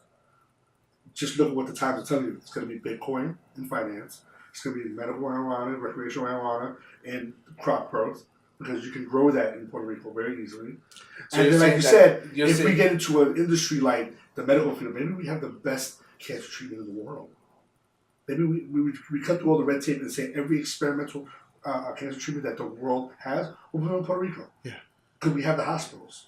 And we're not afraid about... Cuba did some lung cancer Yes. vaccinations. The problem with like Cuba is that they're getting all their funding from... When you do that, say, listen, Puerto Rico, we want to do this, and we're having all the insurance companies come over here just to test out. So you're saying that the U.S. won't do it because they can't control it? It would be not that they can't control it. It would be... It's not beneficial for the entire island, for the mainland. But it would be for the U.S. No, it wouldn't. They want that in the main. They want everything we said. They want it in the mainland For themselves. for themselves, Right. and they still want Puerto Rico to buy it from them. Right. That's why we have the Jones Act. That's That's why why they- have your cake and eat it too. Yeah, that's why it's best if we become independent. You can become independent, and what happens is that we're masters of our own destiny. So who would you put as a leader out there? Again, I don't know Puerto Rican politics. Yeah. And the problem is with Puerto Rican politics, they're dirty as hell. All those guys who go into it are extremely dirty. It would almost take someone from New York who's been in the business side and political side to go back to Puerto Rico and say, listen, I wanna help you because I know both sides. I'm not just a politician. I'm a businessman and I'm thinking about almost like a Bloomberg. We need to find a Puerto Rican Bloomberg. Yeah. That's what we gotta do. Find a Puerto Rican Bloomberg who says, I'm rich because I've made money and I want to bring that. I want to bring the whole telecommunications. I want to bring that prosperity. Prosperity. But you know what Bloomberg did, which was genius of him? He goes, I'm going to become mayor and I'm going to put all my technology into Gracie Mansion. And it's nothing's going to change. So he insured his companies to have hundreds of millions of dollars of corporate contracts. But it's this flawless system that continues to make money. So it makes money for him, but the government benefits because it's the best system out there. Mm. He didn't just say, I'm going to contract this to anybody. I'm the best system. Bloomberg is the best system to do this. Yeah. And put it all and literally installed everything in there. Everything in there is Bloomberg, top to bottom. It's amazing that Mayor de Blasio doesn't say it's still the Bloomberg administration. Because all his stuff is still there. All his policies are still there. So you think Elon Musk should move to Puerto Rico? He's not Puerto Rican. I think he could move his company to Puerto Rico, but he's so interested to California and Silicon Valley that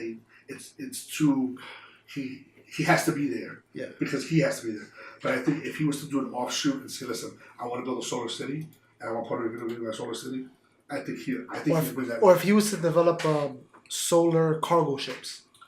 I would hope so. Self-driving cargo ships. I listen. So then in Puerto Rico, you're making money now. And just build ships over there and do smaller. That'd be great. Remember, right now, the ship business is the bigger the better. Massive. That's why they made the Gatos Bridge so much higher. Yeah. They bring these massive ships. But you know those ships all spew oil out. Elon Musk does that. I want to build a solar fleet. But it's only going to travel from Florida to Puerto Rico. It would literally be the cleanest industry in the world. And then for Puerto Rico, we're shipping into every other small island. And then just to benefit Puerto Rico, he could be like, if you like this technology and want it, we'll buy it from us, but we're building it in Puerto Rico. We're building Puerto Rico, yeah. And we're shipping around the world. But remember, here's the issue with that. You're doing that, but it's going to be at a discounted rate. Like Puerto Ricans won't be making $15 an hour. They'll be making like $10 an hour. They won't be in the rate in Singapore. They'll bring in the money, the taxes for the government, but it's almost a socialist way of doing it because you're competing with so much of the world. You're competing with China, you're competing with India.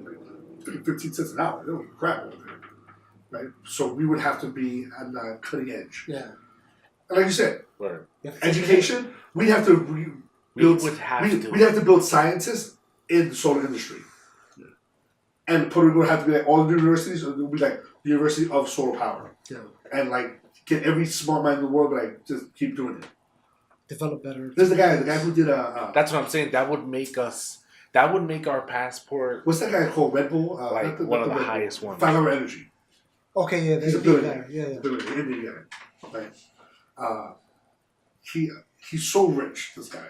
I love that guy. He's worth like $9 billion. He had like a documentary or something? Yeah. I remember, yeah. So in this documentary, he goes, I want to solve 5 problems in the world. Energy is one of them. So he made up a bike. You pedal the bike for like an hour, and it powers your house for the day. Right. Then he did this medical equipment that you sit in this bed, and the bed analyzes you, top to bottom. So if anything goes wrong while you're in the bed, you know, it's a doctor. The doctor comes and takes care of you. That's like, to that guy's mind, you need someone like that. I want to build your mind in Puerto Rico. Yeah. And his facility in India is massive. I want that facility in Puerto Rico, and I want all the brightest minds to go over there and build it. Just like a place where creative minds come together. Yeah. Build it. Listen, with Facebook, they built that giant round center.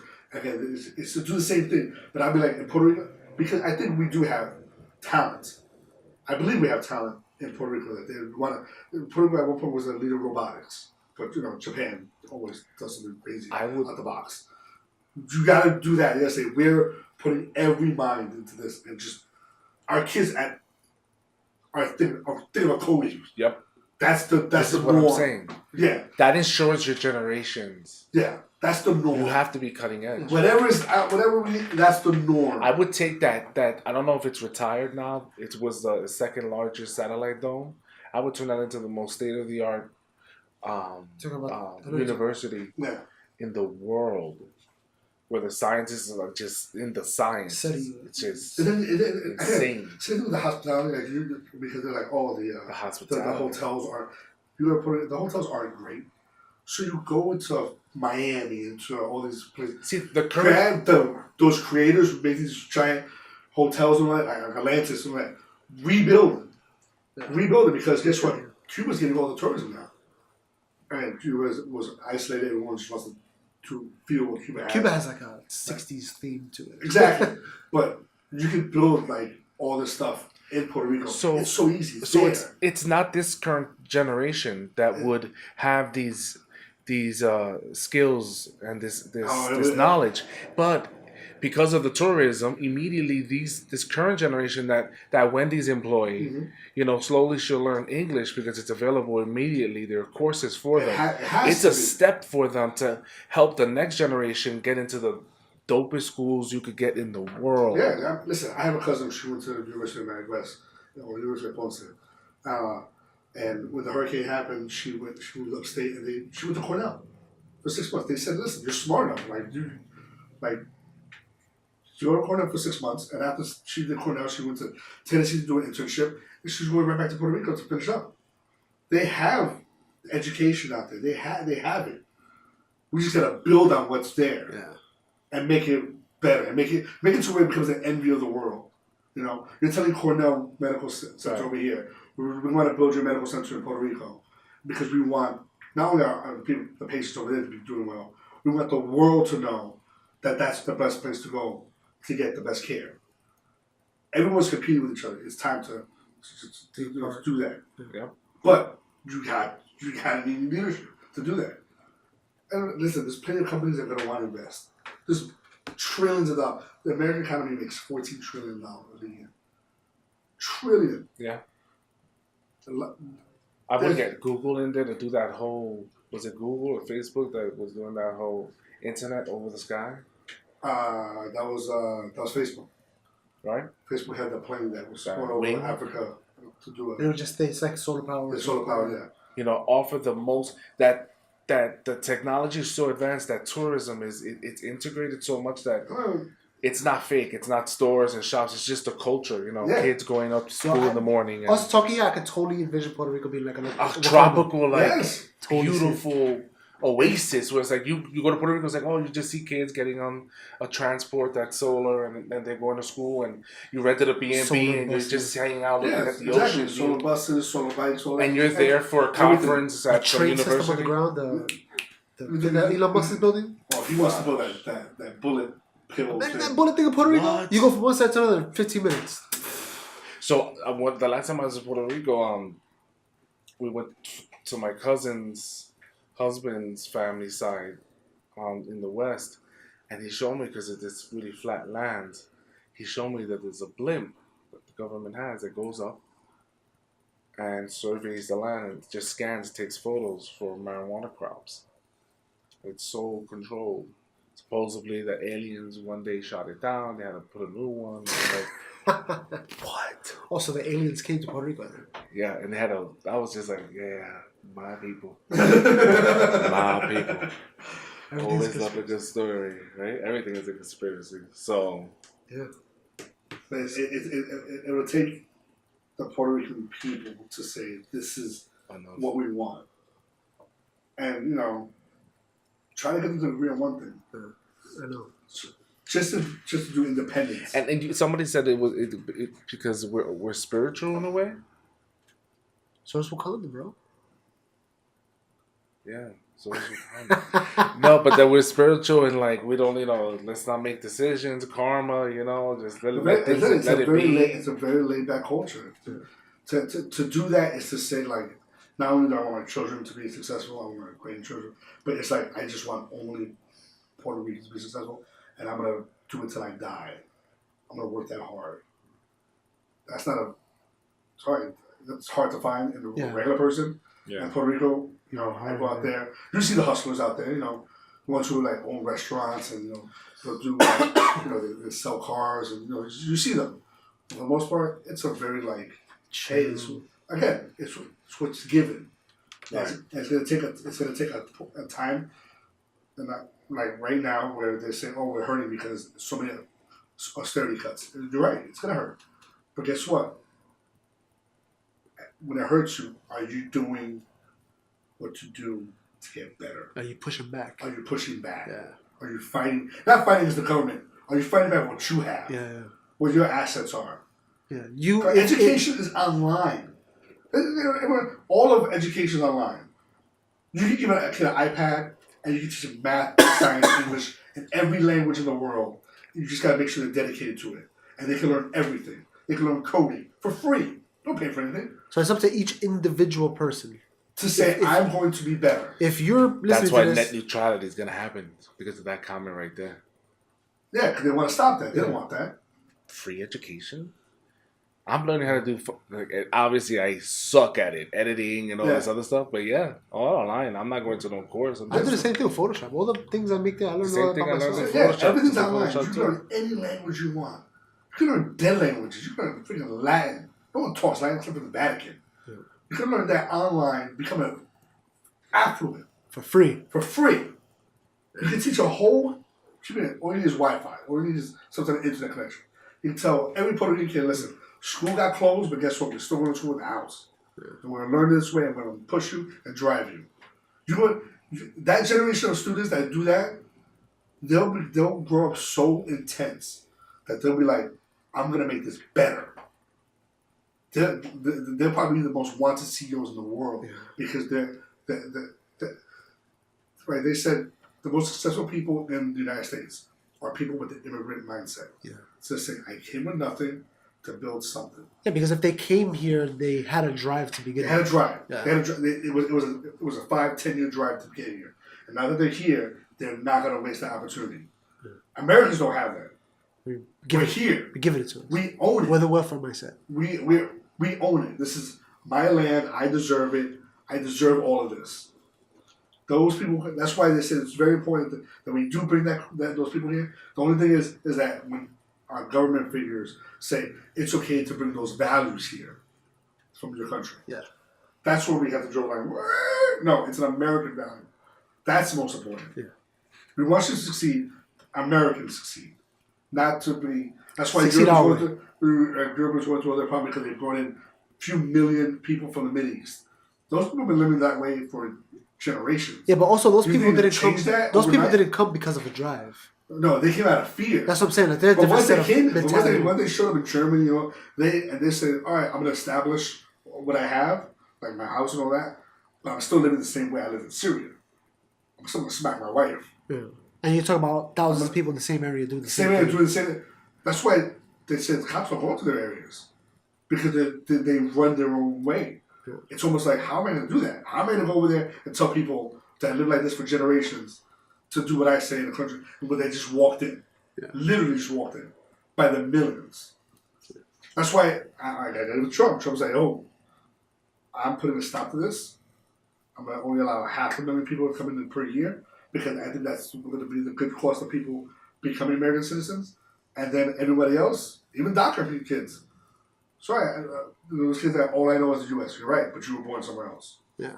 You belong somewhere else. I'm sorry, you belong over there. At the end of the day, the law's the law. We can't. The law of that country says you're a citizen of that country. The law of this country says you're not a citizen here. That's what the law says. We could clear all this up, but what did he ask for? He goes, you just can't have abuelita come over here. Yeah. You know, abuelita, your cousin, your brother, your sister. You can't have 50 people come over your one visa. Yeah. I think it's a fair trade-off. Yeah, sure. And like you said, there has to be a compromise. There has to be. If I give up this, like if Puerto Rico wants to become independent, they have to give up citizenship. Yeah, no, that would go without saying. But they have to give it up, saying I give it up because I want to run Puerto Rico my way, for Puerto Rican people. It's very it's a selfish thing, but you say, yeah, it should be selfish. You're Puerto Rico, you know, you're your own citizen. Same with DACA. All those kids, every single one of them should say, I want to be a citizen, and I'll give up these people. Yeah. And I give up my culture. I give up my family. I can't vouch for them. I can probably vouch for my brother or sister, but I can't vouch for abuelita and my uncle. That's why the whole debate's like when Trump said you can't do chain migration. They're like, but they need them to come to help them in this country. No. That's the deal. Yeah. What are you giving up? Because that's going to drive you more to be American. What are you giving up? What? Because you came here as a kid? You're saying that's not your fault. So you didn't give up anything. Yeah. Yeah. You want to just give. You don't want to take. Yeah. Take. So you give up. I give up from Mexico. I give up being Mexican. I give up my family so I can remain here as a citizen, knowing that this will benefit my family more than anything else. Yeah. My future family. My future, yeah. But nobody wants. Listen, we live in a very selfish society. Right, and I don't think that we Boriquans are woke to this current situation, that we have the opportunity to actually do something that will benefit. No one is willing to step up and make the charge to benefit and say, this is where we grow up. And we stop feeding off this nigga. See, our issue is, our problem is that we're Nuyoricans. We're from New York. We're real Americans. Yeah. Puerto Ricans, like you said, they'll always feel that they're Puerto Ricans first before Americans. They say, I'm an American citizen, but they're Puerto Ricans. They're the ones, if they were to decide tomorrow, I'm independent, I want sole independence, us as natives, Americans, we could say, I will support you. Yeah. Right. That's what I'm going to do. As a Puerto Rican, as my ancestry, I will support you. And I will do whatever it takes. I will send you money. I will send investment. I'll visit you once a year just to bring that business, the hotel business up. I will do that all day long. I'll give you my connections. Yes, I'll send everybody to my house over there and be the crap. Do all that. I will do that consistently for the rest of my life. But it's not us. It's going to be them. Yeah, but I would always feel like it's still me. It's you to a point, because if they do it, will you support them? Yes, absolutely. Exactly. Well, if you're listening to this, support your local Puerto Ricans. Yeah, listen, it's the same thing like supporting, your local home. Your brother has an idea for a business. You're not going to be like, I'm going to not do it unless it's like some retarded business. You're going to help them out. I want to open up a store. Great, let me help you out. Listen, my father owned the business for 40 years. When he got sick, we stepped in. So maybe this will be a nice, a real good poll for Puerto Ricans that were born here, born there, live there. If Puerto Rico were to become independent today, would you support financially that decision moving forward? Yeah. Listen, even or would you consider yourself, you know what, that's... there's certain in the tax code, written oh, do you want to give to the government extra money? Yeah. And you could direct it away, I want to give it to the veterans and all that, and say, take an extra 2%, or I want to give $500 to the... I'd say, I want to give it to the Veterans Affairs, I want to give it to... It's line 6 in the W-4. Yeah, so literally, you could, as a Puerto Rican, you could say, I would like to give to Puerto Rican debt. Wow. You can say that. We should do that. We should do that. Say every Puerto Rican, and let them know. Say line 6, and say I want to get to pay off debt. Not that that debt is not on us. It's on the people of Puerto Rico. But it would be nice to know that saying every time tax season comes around, we get to say, you know what, to the 6 million Puerto Ricans living on the mainland, you know, say, what if we all gave $1,000 a year just to that, you know, a 60. How many Puerto Ricans are in New York, you said? Something like a million. A million. A million. So let's say every Puerto Rican once a year gave $1 to Puerto Rico. Even if you say we give Puerto Rico education, we gave $5 to Puerto Rico, $5 million just to go to Puerto Rican education. Yeah. It goes right to the fund, right. Not even to the teachers, to building schools, something like that, for the books. Yeah. You would. That would be massive change. So I would at that point of Puerto Rico. That's what Puerto Rico are in Florida and Texas. Florida is the second largest, Texas is the third. So if Puerto Rico would, we're there. We're around. If Puerto Rico would become independent, I think the best thing would be to support the infrastructure to start and the business connections to start the marijuana industry. Yeah, we're starting easy medical marijuana. Quickly, no, not medical, like quickly. No, we start with the medical marijuana like we have right here. That's the initial money. That's the boom. Because recreational is just around the corner. That's once you do medical, recreational is just a year away, maybe less. Yeah. But we're gonna have. When people start getting high, they're like, "This is really good." That bueno, I thought that bueno. And once you have the infrastructure there, you're doing the oils, you're doing the gummy bears, you're doing all the good stuff.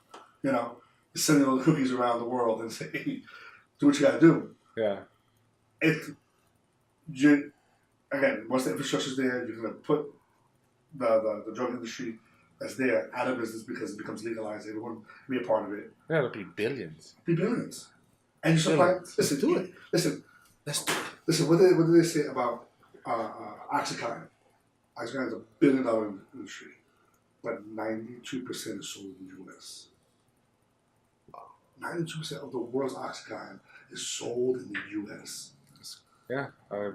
That's $1 billion pill. Not surprised. Billions of dollars for the drug that will actually, it says you will get addicted to it. High chance of addiction. And you will go to something stronger because I tell you, your body is just so you need to take more pills. Imagine doing that with a good breed of medical marijuana pills or weed. Not only would it be safer for you to do it, you'd be more at peace. Yeah. To say, all right, I smoke once a week, it's better than taking 50 pills and then all of a sudden I'm addicted to heroin because if you got pain, instead of taking Oxycontin or whatever, you could just smoke a joint or take and it's not going to gummy bear. It's not going to kill you. No, you can't lace it with fentanyl like these people do in the streets. Yeah, you know, it's going to be a plant, and like you get it, and if it's done right, you're going to get it the right way, and all of a sudden you say, all right, I'm going to live longer. I'm not going to be addicted to the worst stuff in the world. Granted, we do business with big pharma, which is a whole other topic we can get into. And not only that, you don't have to add the getting high aspect. No. You can take medical marijuana and not get high. Yeah. You just take it to numb the pain. Yeah, exactly. Yeah. Just to get through your day, because pain is pain. So, and then Puerto Rico could corner the market. Yeah, easily. Easily. Corner market with the U.S. Remember, if the U.S. is buying 92 or 96% of the OxyContin that they produce, listen, all you want is 50% of the marijuana. You get 50% of the marijuana used in the U.S., it's in the tens, 20s of billions of dollars a year. And then just like the way we're going to go to Colorado and be like, hey, show us how to grow That's this. why that people are going to come to Puerto Rico and be like, show me how to grow this. How to grow the best. And they're like, oh, you want to go? We have a university here. Yep, absolutely. What? Yeah. We have the best university in the world. Yeah. How to get the THX, whatever the TCH? THC. There you go. Right? You derive that and get the best stuff out of it. Forget about it. The world will come to you. Yeah, the world will literally be in your schools every day and say, I need to grow. That's why that idea of putting, extra money towards the independence, that idea would be no, as long as they do it right at the beginning. At the beginning, yeah, it has to be. Instead of putting that money, that $25 each person for Boriquas here, instead of putting that towards that, put it towards establishing the relationships with like the big companies to start building those contracts, like Newport, the cigarette companies. That book, Warren Puerto Rico. Listen, we're supplying you fresh. We're suppliers. Like, we're not the independent little store shops where you come over. We're gonna be the major corporation. Major. We supply all the bars. It's like DARPA. DARPA is the half owned company, private, and Government. and the government. Yeah. And they do all the greatest inventions in the world. Everything you see that's great, they make it. The robots that run around and gonna kill us Yeah, one day. absolutely. DARPA's gonna be the The one, ones that you love. right? Love those. And it'll be a joint venture, but the government's gonna get the most of the profit. You're right. We're gonna supply thousands of jobs to mostly Puerto Ricans. It's great, but it's gonna bring a profit machine. And guess what? I feel it's the safest versus any other drug you can make. So in the end, I'm at peace with it. I'm at peace with it. I hope the people of Puerto Rico are at peace with it. And one of the biggest things about the book, The War on Puerto Rican, is that the Jones Act destroyed the farming industry in Puerto Rico. They used to have crops. They used to have pineapple fields. They had guava. They used to just eat off the land easily. They took all that away because you were not allowed to own farms like that. You're not allowed to. You get a private little stash, but not full-scale farms. Like you said, that investment money, if it takes $1,000 for me to put into that to reestablish the farming industry in Puerto Rico, let's do it. Listen, when I went to Puerto Rico, there was a shortage of plátanos. Literally, go in the morning, first day there, and I'm like, and the guy's like, you want your eggs? And I go, yep. The guy's like, like they don't have potatoes, they have plátanos for breakfast. I'm like, yo, bro, give me some plátano maduro, man. Ate it the next day. We're saving all our plátanos for the mofongo. I'm like, so there's no plátanos in there. There was a huge shortage. If there are plátanos, they're frozen from the Dominican Republic. And trust me, you don't want those. I went to a restaurant to the end of the week, and you can tell the difference between what was imported and the frozen ones. And I'm like, wow, that shows you something, the richness of Puerto Rico, that it can supply itself with enough plátanos in the world to take care of themselves and everybody else, and at the same time, it's not even used to its real. It's not used. It's almost wasted land, wasted talent. So if we just do that, just the farming industry, forest towards medical and recreational marijuana, but to use it as a tropical zone for what it is. There's a town in Mexico. They call it the Green Gold Town. They're the richest people in Mexico. Stupid rich. That even that they have to hire a private police force to protect their children because they were getting kidnapped. Wow. You know what they have? What's green gold? Avocados. Because everybody wants an avocado in their salad, on their sandwich, in their freaking makeup and all that. It's the good fat. It's the good fat. My wife tells me all the time. Some of these farmers, we've had avocados for years. Years. Nobody was eating it. And all of a sudden it became the it thing, and they've all become millionaires overnight.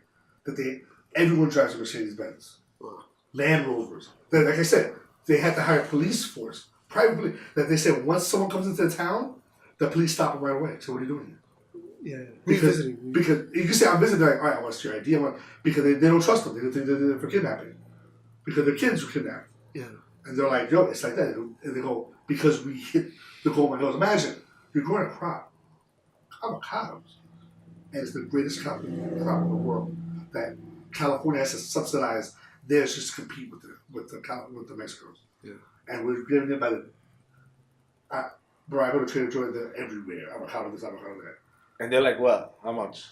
If you on a good day, $1 each. On a good day, and that's when it's the sale. But on a regular day, it's like $2.50 per avocado. Yeah. And they're getting this by they said this little town in Mexico. Ever seen that with George Clooney? George Clooney did his rum, his tequila. He invested in a small town, small tequila company. 5 years later, sold it for $1 billion. Yeah, George Clooney, a good actor and all that. $1 billion tequila company because everybody wants to drink tequila now. And he said, "I sold it for free." Yeah, what is that with tequila now? Everyone just wants to do tequila. Everyone wants their own brand. I mean, like Pete did it. The drive, man. Yeah, people's drive. Yeah, he bought it for something like $30 million. That's like one movie for him. Yeah. Bought it for like $30 million. Him and a partner. They got to put their money somewhere, right? Exactly. I put their money somewhere. Make your money. And then all of a sudden, 5 years later, it's like one of the biggest brands in the world. Wow. All right. I don't know, man. If you guys want to invest in Puerto Rico, what do you say? W-2, Section 6? Line number 6. Right under how many dependents? I really think the people, Puerto Ricans, New York, Puerto Ricans, Puerto Rico. We need a leader like Johnny Leguizamo. Come on out there. Somebody. Even Manuel Miranda. I think someone like that. If he was to run for some sort of president of Puerto Rico, I wouldn't want him to run for president. I want him to just be ambassador for like New York and to Puerto Rico and just keep people aware. Keep the word out. Because if he did that, because like for example, he did Hamilton in Puerto Rico, right, to raise money over there and to raise awareness. You know, he told senators, "I'll give you free tickets. I don't care, whatever." You know, this ticket's going like $15 a ticket. Yeah, just come back. back. Just come. But he was like, "I just want you to, look at the dead of Puerto Rico." He was trying to bring a real awareness, right? But in the end, what if he, did a Hamilton show on a cruise ship or at a hotel once a week? He's gonna bring commerce over there. On that region. Yeah, but for him, even if it just brings awareness and like road taxi, if we had that allowance to pay down the debt as outside Puerto Ricans, saying, listen, I'm putting my money towards, it's not going to be done overnight, but everything, or just say, we want to help the education system because it's got totally gutted. We want to put the last 2 months, we got to raise this money. So it is something simple, something like $20 million. So imagine every Puerto Rican putting just a little bit in. Yeah. You'll get that money quick. And now we're rebuilding Puerto Rico from the outside in, and then Puerto Rico will rebuild from the inside out. Right. But you need someone like a Manuel on this side. But you really have to find the Puerto Rican Bloomberg, whoever that may be, who's outspoken, great ideas, but who's not going to go with conventional politics. That's the first and foremost thing. He's not going to be a conventional politician. And granted, I know people hate Trump out there. He's not the conventional politician. So even if you find like the Puerto Rican Trump, right, type of thing, get in there and do the right thing, that's what we need. Yeah. You might not like what he says, but if he's getting the job done, get the job done. Mm. Especially when it comes down to, like we have pride. We do have pride. Puerto Rican Day Parade coming in. You have 1 million Puerto Ricans out there on the streets screaming, doing their thing. It's on television. People see it. It's a beautiful parade. The biggest parade in New York City. New York City is the capital of the world. It shows you that we're here. Yeah, people looking at us. Yeah, we're here. We just got to use that platform. Use that platform. Use it. All right, go to 3 hours. There we go. Yeah, it was a long time. It's supposed to be an hour. That's exactly what happens when you're at the basement sometimes. Oh, damn. I'm in so much trouble now. Oh, man. So if you're the Puerto Rican Trip, we need you out there. Yeah, we got to find the Puerto Rican Trip. We make research on that. Make Puerto Rico great again. Puerto Rico WAKANDA. Let's do it. Yo, that made a great slow. Puerto Rico WAKANda. I love it. That'd be hilarious.